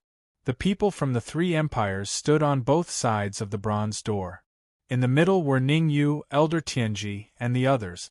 Before opening the bronze door, there's something I want to discuss with you. Ning Yu did not open the bronze door immediately. Instead, he played with the key in his hand and said calmly, regarding the ownership of the immortal crystals in the lode, I want 20%. Do you have any objections? 20%? Xie Yan and the others were slightly stunned when they heard Ning Yu's words. Then, their faces darkened. According to the previous agreement, Ning Yu could only get 10% of the immortal crystals, and the remaining 90% would belong to the three empires. Now that Ning Yu asked for 20% of the immortal crystals, how could Xie Yan and the others agree? However, no matter how much they disagreed, no one came forward to refute Ning Yu. No one wanted to stand out. If Ning Yu dared to come here, it meant that he must have a backup plan. What if Ning Yu had a late-stage sage martial artist with him? He wanted benefits but did not want to stand out. That was what Xie Yan and the others thought. Since no one has any objections, I'll take it as a yes. Seeing that no one refuted, Ning Yu shook the key in his hand and walked toward the bronze door. Perhaps he was giving Xie Yan and the others time to think, but Ning Yu's speed was not too fast. In fact, it could be said to be very slow. It took him 3 minutes to walk such a short distance. 3 minutes later, Ning Yu stood in front of the bronze door and flicked his wrist to throw the key into the hole on the bronze door. Wait. However, as soon as Ning Yu raised his wrist, a low voice was heard. Do you have a different way of distributing the immortal crystals? Ning Yu seemed to have expected that someone would stop him. He flicked his wrist and threw the key into his storage ring. Then, he stared at Xiun and said, Why don't you tell me? Whoosh. Ning Yu's words caused everyone's gaze to shift over to Xiun. It's not a problem if you want 20% of the immortal crystals, but you have to bring out the strength that matches it. Xie Yan and Lan Chao are both in the late phase of the Saint Realm. Although I'm in the middle phase of the Saint Realm, I'm not weak. The three of us are responsible for mining the immortal crystals. Tell me, why are you getting 20% of the immortal crystals? That's right, why do you want 20% of the immortal crystals? In my opinion, giving you 10% of the spiritual crystals is too much. Since Xiun had taken the lead, Xie Yan and Lan Chao started to criticize Ning Yu. The more they talked, the more exaggerated they became. In the end, they didn't even want to give Ning Yu a single celestial crystal. They wanted to eliminate Ning Yu completely. What the hell is Ning Yu trying to do? Seeing that Ning Yu had angered everyone, Yun Mu lowered her voice and complained to Old Man Tianji. Originally, we could have gotten 10% of the immortal crystals. But now, it looks like it'll be hard for us to even get one. Since we're already here, let's just take things as they come. Although Old Man Tianji didn't say much, his meaning was clear. Believe in Ning Yu. Since Ning Yu dared to increase the immortal crystals from 10% to 20%, it means that he has the confidence to do so. But I'm worried that Old Man Tianji's words weren't enough to make Yun Mu feel at ease. I'm sorry, but I've changed my mind. Before Yun Mu could finish her words, Ning Yu waved his hand and said, Originally, I only wanted 20% of the immortal crystals. Now I feel that you should give me 40%. Russell. When Ningyu said those words, Xie Yan and Lan Chao were dumbfounded. Not only were Xie Yan and Lan Chao dumbfounded, even Ziyun was a little dumbfounded. Don't you understand the situation? Now that we have the upper hand, no matter how you look at it, you're in a weaker position. Why do you still dare to ask for 40% of the immortal crystals? Did he lose his mind? You said that if you want as many immortal crystals as you want, you have to show the corresponding strength. At this moment, Ningyu shrugged and said, the Cloudy Wind Empire, the Heavenly Dragon Empire, and the Purple Sun Empire all have many sages. Moreover, the most powerful one is a late-stage sage. If that's the case, as long as I have a late-stage sage on my side, wouldn't it be reasonable? Of course, I'll get 5% of the immortal crystals? You're making it sound better than a song. Why don't you ask your late-stage sage to come out? Xie Yan curled his lips and said disdainfully. Let me make this clear first. The late-stage sage who fought with Jing Fei doesn't count. Lan Chao looked vigilant and said, Jing Fei is still very powerful. It's still unknown who will win. Ningyu did not respond to Xie Yan and Lan Chao. Ningyu was very clear that Xie Yan and Lan Chao were just talking. The one who could really make the decision was Ziyun. Once Ziyun agreed, Xie Yan and Lan Chao would definitely not have any objections. Yes. After a moment of silence, Ziyun nodded and said, as long as you can get another late-stage sage on your side, we have no objections to you taking 5% of the immortal crystals. Roar. As soon as Ziyun finished speaking, a loud roar came from Ningyu's body. Boom. Ziyun was completely stunned when she heard this shocking roar. Qilin. Others might not have heard anything, but Ziyun knew very well. The one who had just roared was a genuine Qilin. Gulp. Apart from Ziyun, even Xie Yan and Lan Chao, who were next to her, were horrified. Even Ziyun, a native of the immortal spirit realm, knew that it was a Qilin roar, let alone the two of them who had come from a higher realm. They did not expect Ningyu to have a Qilin with him. The key is in my hands. Without my help, it will be very difficult for you to open the bronze door. So, I want 40% of the immortal crystals. You guys don't have any objections, right? Ningyu's words rang in the ears of Xie Yan and Lan Chao. This time, Xie Yan and Lan Chao did not refute, because their thoughts were no longer on the immortal crystals, but on how to inform the experts of their families. A living Qilin was a rare commodity even in the higher planes. Compared to a living Qilin, what was a immortal crystal mine? Let's lure him into the mine first, then work together to capture that Qilin. Xie Yan and Lan Chao looked at each other and communicated with each other using a secret technique. Ziyun narrowed her eyes. No one knew what she was thinking about. I agree. Ziyun did not think for long before she said in a deep voice, there's no time to lose. Hurry up and open the bronze door. I guarantee that I will give you 40% of the immortal crystals. Straightforward. Ningyu smiled.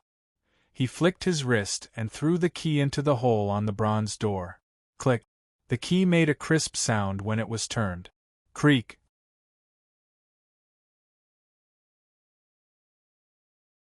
Chapter 1794. Swoosh. Once the bronze door was completely opened, Ningyu, Ziyun, Xie Yan, and Lan Chao took the lead and rushed in. The second wave of people to enter the bronze door were the remaining people from the Cloudy Wind Empire and the Heavenly Dragon Empire.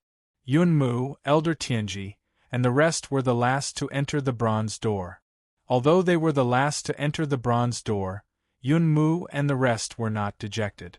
On the surface, it seemed that the first to enter the bronze door would be the first to reach the immortal crystal vein.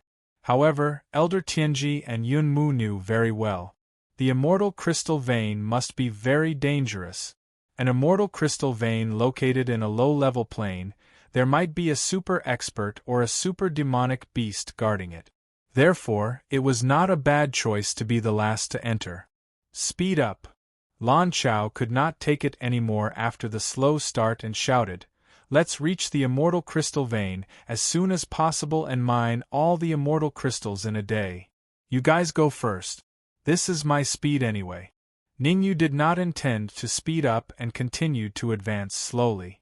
Ningyu's actions made Xie Yan and Lan Chao gnash their teeth in anger, but there was nothing they could do. After all, he had a Qilin with him. It was better not to provoke Ningyu before they knew the Qilin's true strength.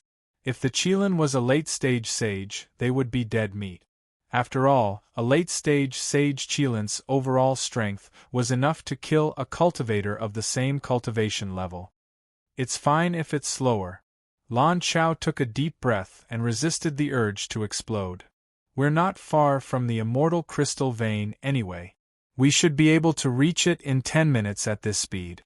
Ningyu glanced at Lan Chao but did not say anything. 10 minutes wasn't long, but it wasn't short either. At least for Lan Chao, these 10 minutes were very hard to bear. During these 10 minutes, Lan Chao felt that Ningyu was laughing at him and mocking him. However, Lan Chao did not resist for the sake of the bigger picture. Instead, he was thinking about how to use a secret technique to inform the higher-ups of the Lan family. Xie Yan's thoughts were similar to Lan Chao's.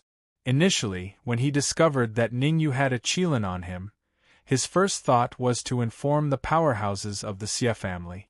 However, on second thought, Xie Yan felt that he could not use the secret technique. At the very least, he could not use it around Ningyu. Who knew if that Qilin had locked its aura onto them? It would be fine if he didn't, but once the Qilin locked its aura on them, and they happened to use a secret technique and were discovered by the Qilin, the consequences would be dire. Ningyu was not someone to be trifled with.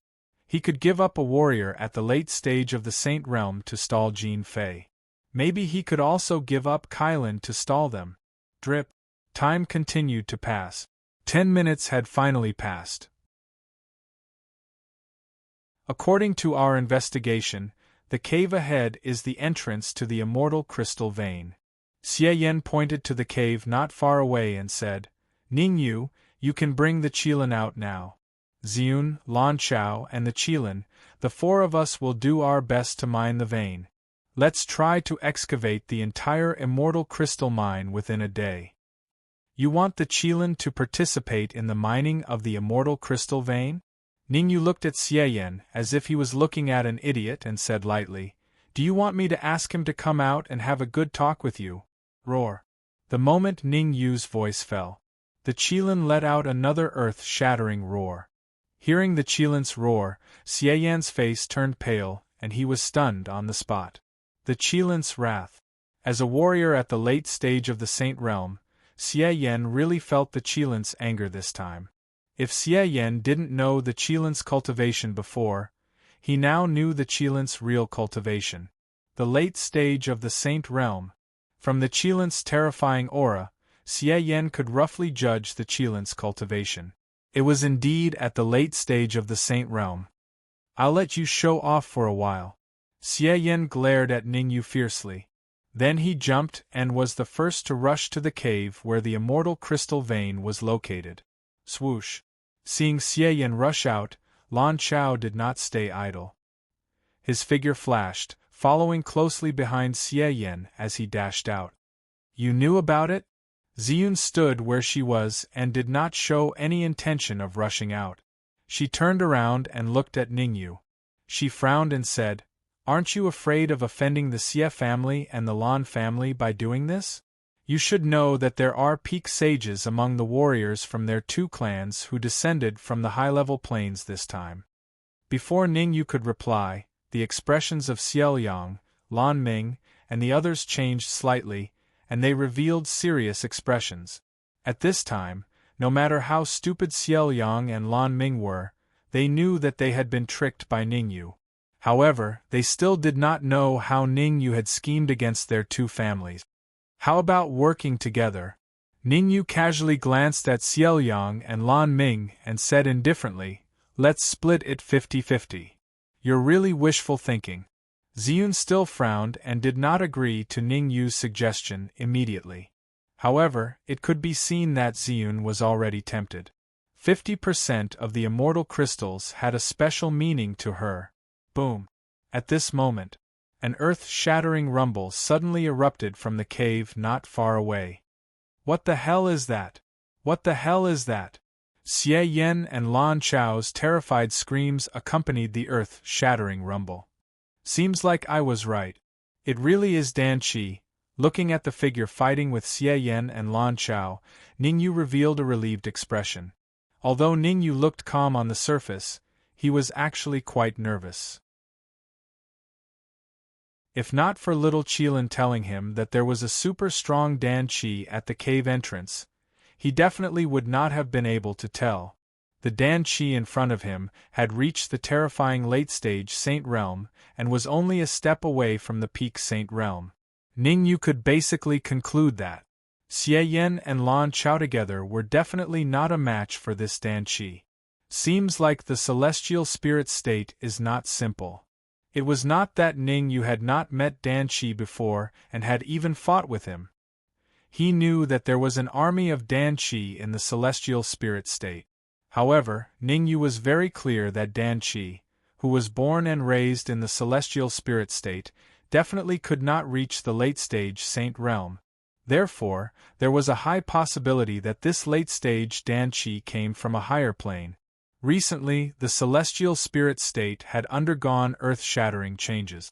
First, the demon spirit state army invaded and several continents fell. Then, the higher planes frequently sent people down to fight for the source energy.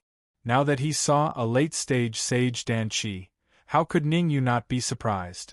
Although he was surprised, Ningyu said to Ziyun, "I'll leave these two small fries to you.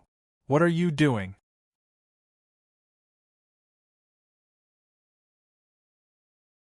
Chapter 1795.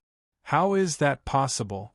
Ningyu took a few steps back and looked at Ziyun in shock. I'm only a mid-heavenly supreme cultivator, while Xie Yan and Lan Chao are both late-phase Saint Realm cultivators. How am I capable of dealing with the two of them? Then what do you mean? Ziyun's face darkened when she heard Ningyu's words. You're not dealing with Xie Yan and Lan Chao, but you want me to deal with the remaining people from the Cloudy Wind Empire and Heavenly Dragon Empire? What are your intentions? Nothing much. I just want to tell you that Xie Yan and Lan Chao will definitely be killed by Dan Zhong. Ningyu shrugged and said casually, My mission is to deal with Dan Qi after he wins. Are you sure you're not joking? Ziyun's mouth was slightly agape as disbelief filled her face. If Ningyu said he would deal with Xie Yan and Lan Chao, Ziyun would not have such a reaction. However, Ziyun was extremely shocked that Ningyu wanted to deal with Dan Zhong. She even looked at Ningyu as if he was an idiot. In Ziyun's view, Xie Yan and Lan Chao should be stronger than Dan Zhong in terms of overall strength. After all, Xie Yan and Lan Chao came from a higher plane and definitely had trump cards. But now, Ningyu said that Dan Zhong would win. How could Ziyun not be shocked and astonished? What's the point of joking? Just watch. Dan Zhong will definitely win. Ningyu smiled. Why don't we swap? I'll deal with the remaining cultivators from the Cloudy Wind Empire and Heavenly Dragon Empire, while you stay behind to deal with Dan Zhong and Xie Yan. Ziyun hesitated when she heard how certain Ningyu was. At this moment, Ziyun's thoughts had already changed. Perhaps, Dan Zhong could really defeat Xie Yan and Lan Chao? The more she thought about it, the more she felt that it was possible. Bang! Bang! However, just as Ziyun was about to make her choice, something happened at the cave entrance that left her dumbfounded. Xie Yan and Lan Chao punched out at the same time. One left and one right, two punches landed on Dan Zhong's body at the same time. Two crisp sounds rang out. Then, like a kite with its string cut, Dan Hen flew straight towards the entrance of the cave. I'll deal with the remaining people from the Heavenly Dragon Empire and the Cloudy Wind Empire. You go and deal with the victor of the battle over there. The sudden change caused Ziyun to be slightly stunned. But very quickly, Ziyun recovered from her shock. She hurriedly said to Ningyu, When everything is settled, We will split the celestial crystals in the celestial crystal vein in half. Xiao. As she spoke, Ziyun's silhouette flashed and she charged out. In the Heavenly Dragon Empire's Xieclan, aside from a late-phase Saint Realm like Xieyan, there was also an initial-phase Saint Realm Xiaoyang and 2 pinnacle Heavenly Sovereigns. Apart from Lan Chao, who was a late-stage saint, the Lan family of the Cloudy Wind Empire also had Lan Ming and Lan Hua, who were early-stage saints. On the surface, Ziyun's cultivation might seem to be in the middle phase of the Saint Realm, but her true fighting prowess was extremely terrifying. Rumble. Ziyun didn't make a move, but the moment she made a move, it was a killing move. In just a single exchange, she had killed 2 Pinnacle Sky Supremes from the Xie family. You. How dare you offend our Xie clan? Xiao Yang's pupils shrank and he even stuttered. So what if I offended you? Ziyun couldn't be bothered to talk nonsense with Xiaoyang. She dashed out again and locked her target on Xiaoyang. Let's leave quickly. Seeing that Ziyun had chosen to attack Xiaoyang, Lan Hua and Lan Ming felt that their opportunity had come. They immediately tore the void and entered. Because Lan Chao was still fighting Danzhong, Lan Hua and Lan Ming did not choose to leave after entering the void. Instead, they moved closer to Lan Chao. Pucci. Perhaps because she didn't notice Lan Hua and Lan Ming leaving, Ziyun's main attention was on Xiaoyang. 3 moves. In just 3 moves, Xiaoyang was beaten to the point where he vomited blood and his face was pale. Die! Ziyun grabbed the void with her right hand and quickly pushed it out. Boom!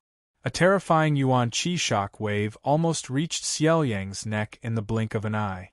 No, looking at the Yuan Qi shock wave, Xiaoyang's pupils shrank and he hurriedly wanted to beg for mercy. However, before Xiaoyang could finish begging for mercy, he stopped abruptly. The terrifying shock wave directly swept past Xiaoyang's neck. Thump! As for Xiaoyang, his eyes were wide open and his body suddenly fell backward. At this moment, early-stage Saint Xiaoyang, who came from a high-level plane, had died in battle. Gasp! Gasp! In the void, Lan Hua and Lan Ming gasped at the same time when they saw that Xiaoyang had been easily killed. Their strength was actually almost on par with Xiaoyang. Xiaoyang had been killed in 2 or 3 moves. It was conceivable that they would not be able to last more than a few moves if they went out. Fortunately, Lan Chao is about to kill Danzhong. Lan Ming turned his head to look at the situation at the cave entrance and felt slightly relieved. As long as Danzhong was killed, Ziyun would definitely not dare to cause trouble for them. This was because no matter how strong Ziyun was, it would be difficult for him to fight against Lan Chao and Xieyan at the same time. Pucci. Dreams were plentiful, but reality was harsh. Lan Ming's relief did not last for long. His hair began to stand on end. 2 consecutive sounds of people vomiting blood could be heard from the battlefield not far away. Lan Ming was very familiar with the 2 martial artists who vomited blood. One of them was Xieyan, and the other was Lan Chao from the Lan family. Die. When it rains, it pours. Just as Xieyan and Xiaoyang were vomiting blood from the bombardment, Ziyun quickly rushed over. Now that Xiaoyang was dead, Ziyun's target naturally fell on Lan Ming and Lan Hua. Help! At such a critical moment, Lan Ming and Lan Hua shouted without hesitation. How dare you! Lan Ming and Lan Hua's roars attracted Lan Chao's attention. Lan Chao was extremely furious when he saw Ziyun rushing over with a murderous aura. He shouted with all his strength. Whoosh! However, Lan Chao had overlooked one thing. He was fighting Danzhong. As the saying went, in a battle between experts, even the slightest mistake could result in death. When Lan Chao was fighting Danzhong, he had shifted his attention to Lan Hua and Lan Ming. This was a huge mistake. He had to bear the consequences of his own mistake. Danzhong opened his mouth wide and spat out 2 beams of cold light. The beam of cold light aimed at Xieyan was blocked by Xieyan with all his might. However, it was very effective against Lan Chao's cold light. Although Lan Chao dodged slightly to the side at the critical moment, his left arm was still cut by the cold light, leaving a long bloody scar. "I'll deal with you later." Lan Chao knew the severity of the situation. To be more precise, Lan Chao had chosen to abandon Lan Ming and Lan Hor so that he would be invincible. "Lan Chao, you can't just ignore us." Lan Chao's action of abandoning a pawn to save the king had completely made Lan Ming and Lan Hua despair.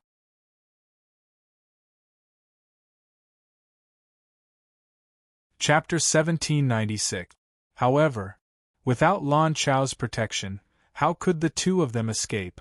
Moreover, since Ziyun had decided to kill them, she would not give up until she achieved her goal. Her figure flickered as she waved her hands repeatedly.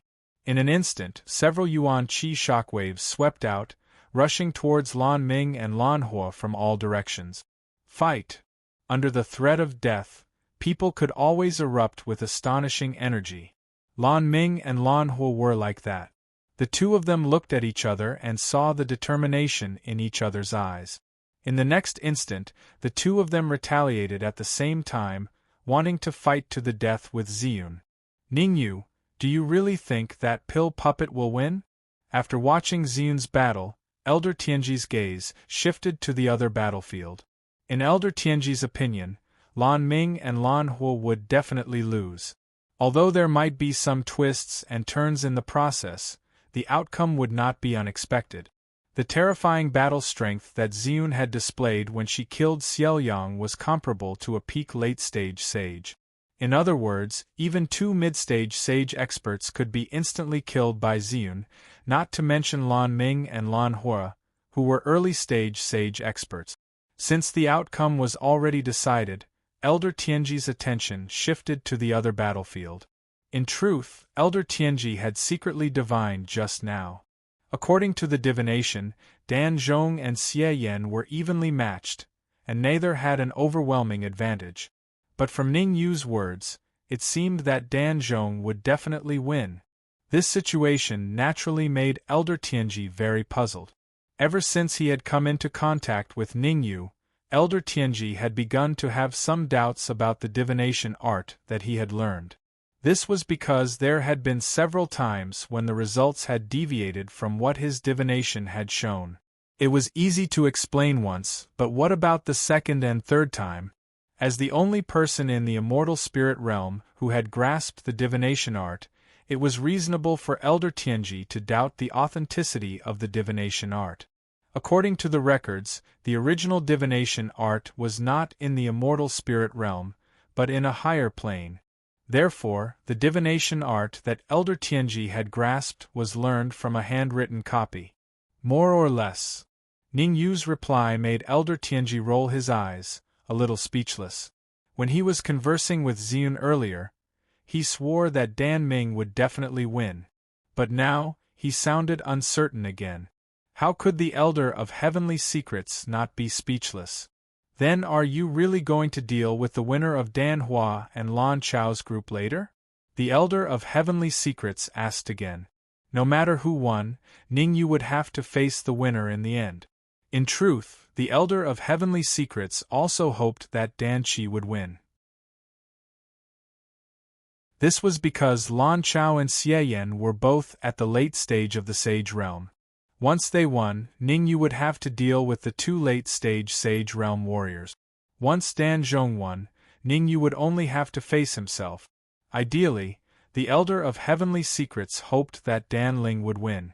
Of course, all of this was under ideal circumstances. As for which side would win, Old Man Tianji had no idea. That was because he couldn't divine it at all. Wrong. Ning Yu shook his head and shifted his gaze in another direction. Ning Yu was looking at the bronze gate. "It's not me dealing with the victor between them, but Ning Lu." Ning Lu? The Elder of Heavenly Secrets opened his mouth in disbelief. The Elder of Heavenly Secrets knew Ning Lu very well. He was at the mid-stage of the Sky Supreme level, and his overall strength was comparable to a peak Sky Supreme. If Ning Yu had asked Qilin to fight, the Elder of Heavenly Secrets might not have been so surprised. After all, Qilin was very powerful. But the Elder of Heavenly Secrets couldn't understand why Ning Yu had asked Ning Lu to fight. Not to mention Ning Lu's age, even if he was very powerful, he was only equivalent to a peak sky supreme. Asking Ning Lu to step forward and help, wasn't this clearly a trap for Ning Lu? Don't be fooled by Ning Lu's appearance. How could Ning Yu not know what the Elder of Heavenly Secrets was thinking? He waved his hand and said, Ning Lu looks like a child of 6 or 7, but he has lived for tens of thousands of years. How is that possible? Before the Elder of Heavenly Secrets could react, Yun Mu blurted out, there can't be someone in the celestial spirit realm who has lived for tens of thousands of years. Unless he survived from the ancient times. So what if you believe me or not? Ning Yu rolled his eyes and said, your current mission is to swiftly retreat and not let the aftershock of the battle affect you. I'll say the ugly words first, if you're killed by the aftershock of the battle, then I won't step forward to help. Don't worry, I promise I won't let you help. Yun Mu's expression was a little ugly. But now that Yun Mu needed Ning Yu's help, he could only choose to keep his mouth shut.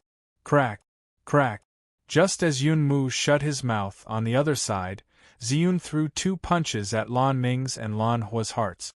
2 cracking sounds rang out. Lan Ming and Lan Hua's eyes widened and their auras plummeted. What a pity! Ning Yu stared at Lan Ming and Lan Hua, whose auras were rapidly weakening, with a look of pity on his face. If he devoured both of them, he would at least be able to reach the late stage of the Sky Supreme, or even the peak stage of the Sky Supreme. Ning Yu wasn't a fool. The energy in Lan Ming and Lan Hua's bodies wasn't pure, so he couldn't purify it with his own ability. Unless someone was willing to help, he could only watch helplessly with so much energy. However, although Lan Ming and Lan Hua couldn't devour it, the distant Dan puppet could. Ning Yu had been observing it for a long time. The Dan puppet fighting Lan Chao and Xie Yan was both an Yuan Qi Dan puppet and a Soul Dan puppet. In other words, if he devoured the late-stage Saint Dan puppet, Ning Yu's cultivation would reach the peak stage of the Sky Supreme without any obstruction. After all, the energy in the Dan puppet's body was extremely pure. Done. I'll leave the rest to you. Just when Ning Yu was letting his imagination run wild, Ziyun's figure flashed and flew to Ning Yu's side. She said indifferently, no matter who wins in that battle, I will not make a move. Don't worry, I definitely won't let you help. Ning Yu smiled and didn't say anything else, focusing on the battlefield. Don't be fooled by Ning Yu's solemn and confident appearance. In truth, he was more nervous than anyone else. Since it was a battle, all sorts of changes could happen. As Ning Yu contacted Ning Lu, he also communicated with the little Qilin in the Tower of Ascension. Prepare for both. Ning Yu didn't want to be anxious at that time. If Dan Puppet won, then Ning Yu would let Ning Lu fight it out. Ning Lu was the World Tree, so he had a fatal restraint on Dan Puppet. But if Lan Chao and Xie Yan won, they would have to rely on the little Qilin. However, the little Qilin's cultivation was still at the early stage of the Sage Realm, and it hadn't advanced to the mid-stage of the Sage Realm.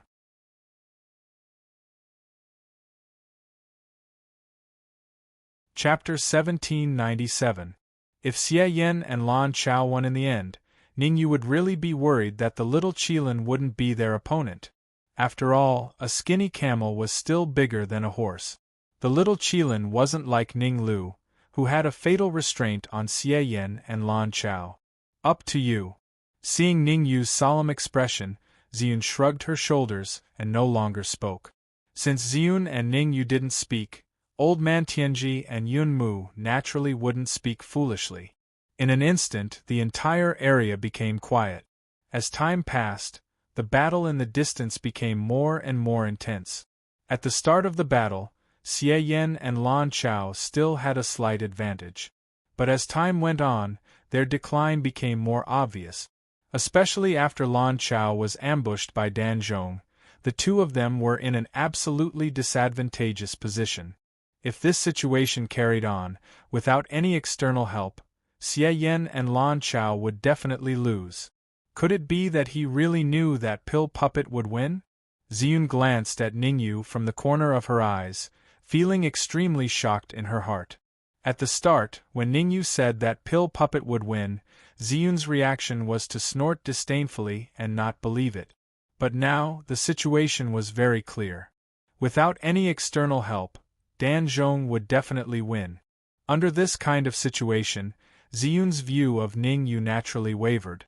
Looks like I have to be careful in case I get tricked by him. Retracting her gaze, Ziyun secretly became cautious. Before Ningyu appeared in Four Corner City, the immortal crystal vein was divided among the four empires. After Ningyu appeared, he practically used a forceful method to remove the Thousand Leaf Empire's gene family. Not only that, Ningyu even used the hidden pill puppet at the entrance of the immortal crystal vein to deal with Xie Yan and Lan Chao. Furthermore, Ningyu conveniently dragged her into the water. Ziyun knew that she shouldered a huge responsibility, and she absolutely couldn't fall in Four Corner City. Swish! At this moment, a figure suddenly sped over from the direction of the bronze door. In the blink of an eye, this figure appeared in front of Ningyu. Ning Lu. Without a doubt, this martial artist was Ning Lu, who hurried over. Ningyu, aren't you being too unkind?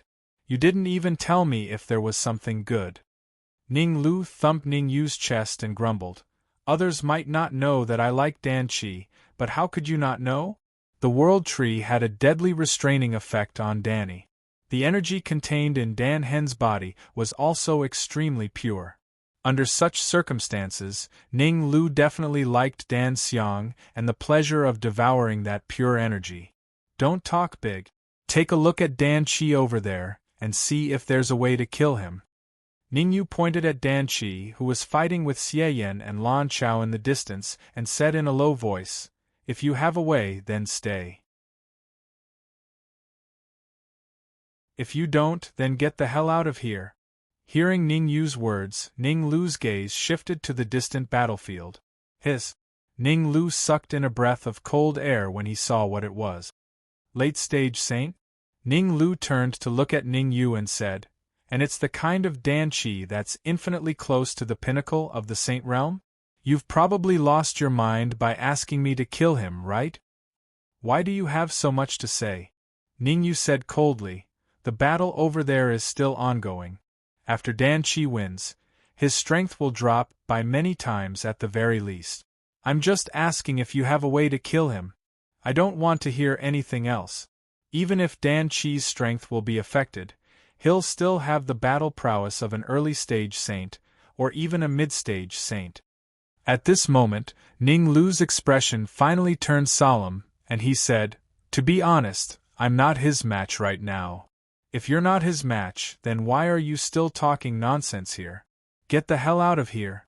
Ningyu glanced coldly at Ning Lu, then raised his right leg and was about to kick Ning Lu's butt. At the same time, Ningyu's consciousness surged, and he began to contact the little Qilin in the Tower of Yuzuan. Actually, unless it was absolutely necessary, Ningyu really didn't want the little Qilin to come out and help. Because once the little Qilin came out, it would definitely reveal its true cultivation. At that time, what if Ziyun saw that the little Qilin's cultivation was only at the early stage saint, and she had evil thoughts? Therefore, the best solution was for Ning Lu to take action and kill Dan Qi. "Don't." Ning Lu hurriedly dodged to the side and dodged Ningyu's attack.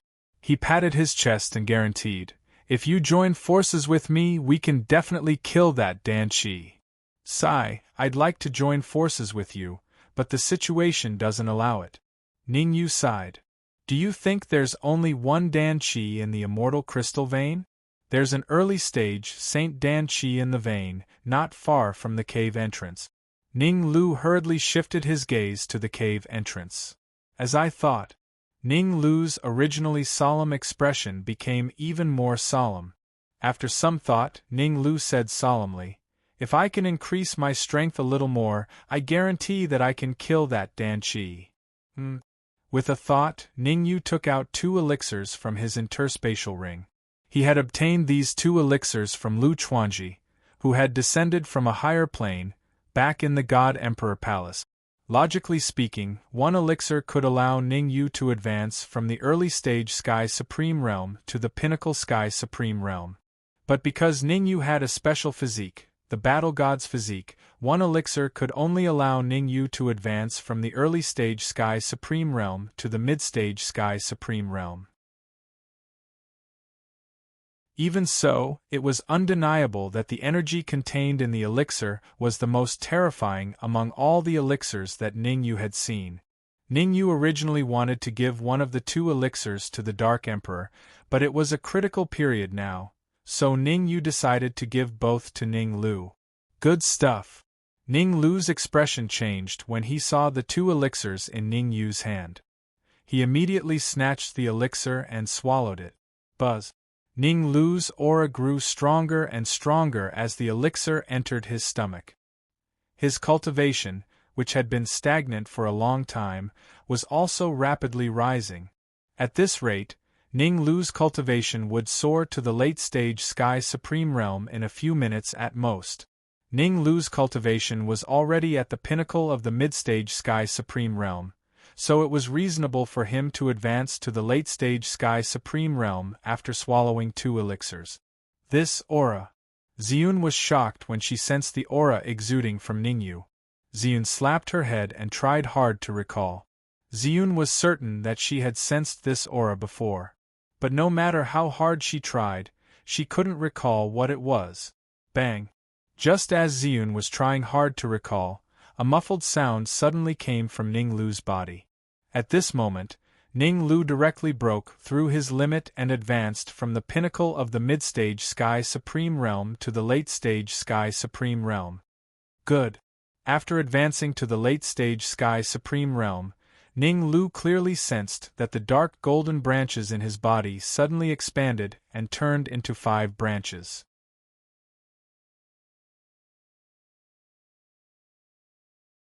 Chapter 1798. Crack. Crack. Ning Lu's cultivation had just reached the late Sky Supreme Realm when the outcome of the battle was already decided. Dan Zhong seized the opportunity and threw 2 punches. One landed on Xie Yan's head, while the other landed on Lan Chao's heart. 2 punches, 2 crisp sounds rang out. At that moment, Xie Yan and Lan Chao both fell to the ground. Ziyun, as long as you help us, we guarantee that we won't let you suffer. Although they fell to the ground, Xie Yan and Lan Chao didn't die immediately. Under their strong will to live, the 2 of them shouted at Ziyun, "We've decided not to take the immortal crystals in the mine. We'll give them all to you, as long as you help us." This, hearing Xie Yan and Lan Chao's words, coupled with Dan Zhong's weakened state, Ziyun was tempted. In the face of such great benefits, Ziyun really wanted to take the risk and kill Dan Zhong. But Ziyun was clear. If she killed Dan Zhong, it would mean that she'd completely offend Ning Yu. Offending Ning Yu wasn't particularly scary. After all, Ning Yu's cultivation was only at the mid-sky supreme realm. Most importantly, Ziyun couldn't see through the qilin on Ning Yu's body. Killing Dan Zhong was easy. The difficult part was how to face Ning Yu. "It's up to you now." Taking a deep breath, Ziyun didn't seem to hear Xie Yan and Lan Chao's cries for help. She turned to Ning Yu and faintly said, "I hope that you can deal with that pellet puppet as soon as possible and send someone to mine the divine crystal vein with me." "No problem." Ning Yu smiled slightly and immediately leaped toward the entrance of the mineral vein. Ning Lu didn't stay idle when he saw Ning Yu charge out. In fact, Ning Lu's speed was much faster than Ning Yu's, and he arrived at the entrance of the mineral vein before Ning Yu. The moment Ning Yu reached the mine's entrance, Xie Yan and Lan Chao were killed by Dan Zhong. Retreat. Originally, Ning Lu wanted to attack immediately, but when he saw Dan Zhong's condition, he immediately chose to retreat. There was no other reason. Not only had Dan Qi killed Xie Yan and Lan Chao, but he had also used a secret technique to devour them. At this moment, Dan Qi's strength was not at the early stage of the Sage Realm as he had guessed, but at the late stage of the Sage Realm. With Ning Lu's current battle prowess, he could fight against an early-stage Sage or even a mid-stage Sage Danjin. It was even possible for him to use the characteristics of the World Tree to kill Dan Qi, who was in the middle stage of the Sage Realm. But Ning Lu knew his limits. He could kill an intermediate Sage Danjin, but that didn't mean he could kill an advanced Sage Danjin. Retreating at this time was the wisest choice. Since you're here, then stay. Before Ning Lu could take a few steps back, the late-stage Saint Danjin at the entrance of the mine waved his hand and said indifferently, "You have an aura that makes my heart palpitate. I need to study it carefully." His voice fell. A terrifying suction force emerged from the body of the late-stage Saint Danjin and instantly came to Ning Lu's side.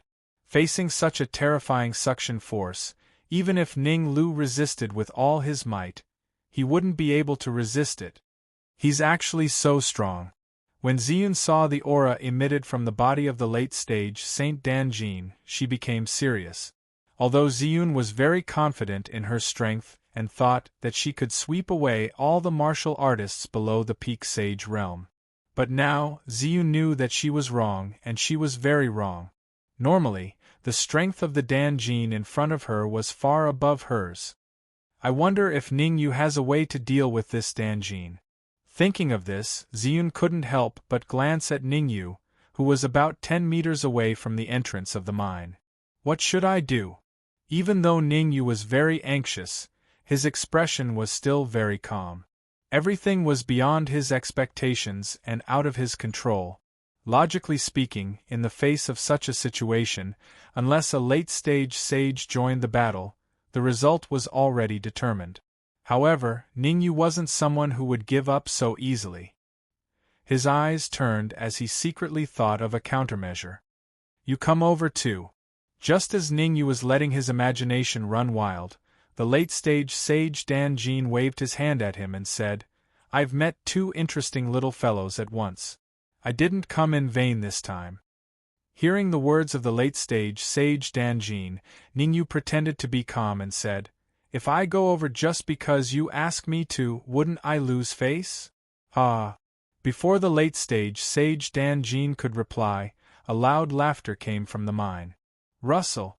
Immediately after, a figure slowly walked out of the mine. As expected, he still came out. Ningyu did not turn around but stared into the eyes of the late-stage sage Danjin, trying to find some clues from his eyes. This time, Ningyu had made the right bet. From the reaction of the late-stage sage Danjin, Ningyu could basically confirm that he had an extremely close relationship with the early-stage sage Danjin that came out of the mine. Since they had a close relationship, everything had become simple. "Who do you think you are to want face?" The figure that walked out of the cave was not very tall and had an early-stage sage cultivation. He went straight to stand beside Ningyu and said disdainfully, "If Gu Yan didn't think you were interesting, do you think you would be able to live until now?" Ningyu knew that his chance had come. He gently turned around and looked at the early-stage sage Danjin, saying similarly disdainfully, "An early-stage sage cultivation dares to shout in front of me? Do you believe that I can finish you off in 3 moves? Ha ha ha!" The early-stage sage Danjin seemed to have heard the funniest joke in the world. He first threw his head back and laughed wildly, then his voice turned cold, and he said gloomily, "I can kill a small shrimp like you in 1 move. Aren't you afraid of getting your tongue cut off by the wind?" Ningyu said coldly, "If you're not convinced, let's make a bet." "Haha, what kind of bet?" The early-stage sage Danjin was so angry that he laughed and said, "Don't say that I, sure wrong, am bullying you. I can let you have 2 moves first." "Okay, this is what you said, you can't go back on your word." Seeing that his plan had succeeded, Ningyu said in a clear voice, "If I can defeat you in 3 moves, then Gu Yan will release my friend." If I can't defeat you in 3 moves, then you can do whatever you want to me. Ningyu did not say this to Shirong, but to Gu Yan. Although Shirong's status might be higher than Gu Yan's, Gu Yan was stronger. Ningyu did not want to go back on his word, and not let him go after going through so much trouble to win. You're really an interesting little guy. Gu Yan looked at Ningyu with interest and said, since you dare to make this bet with Shirong, it means that you are very confident that you can win. You're tuning in to the Phoenix Knights YouTube channel. Don't forget to subscribe and join us on this journey to catch the most captivating stories.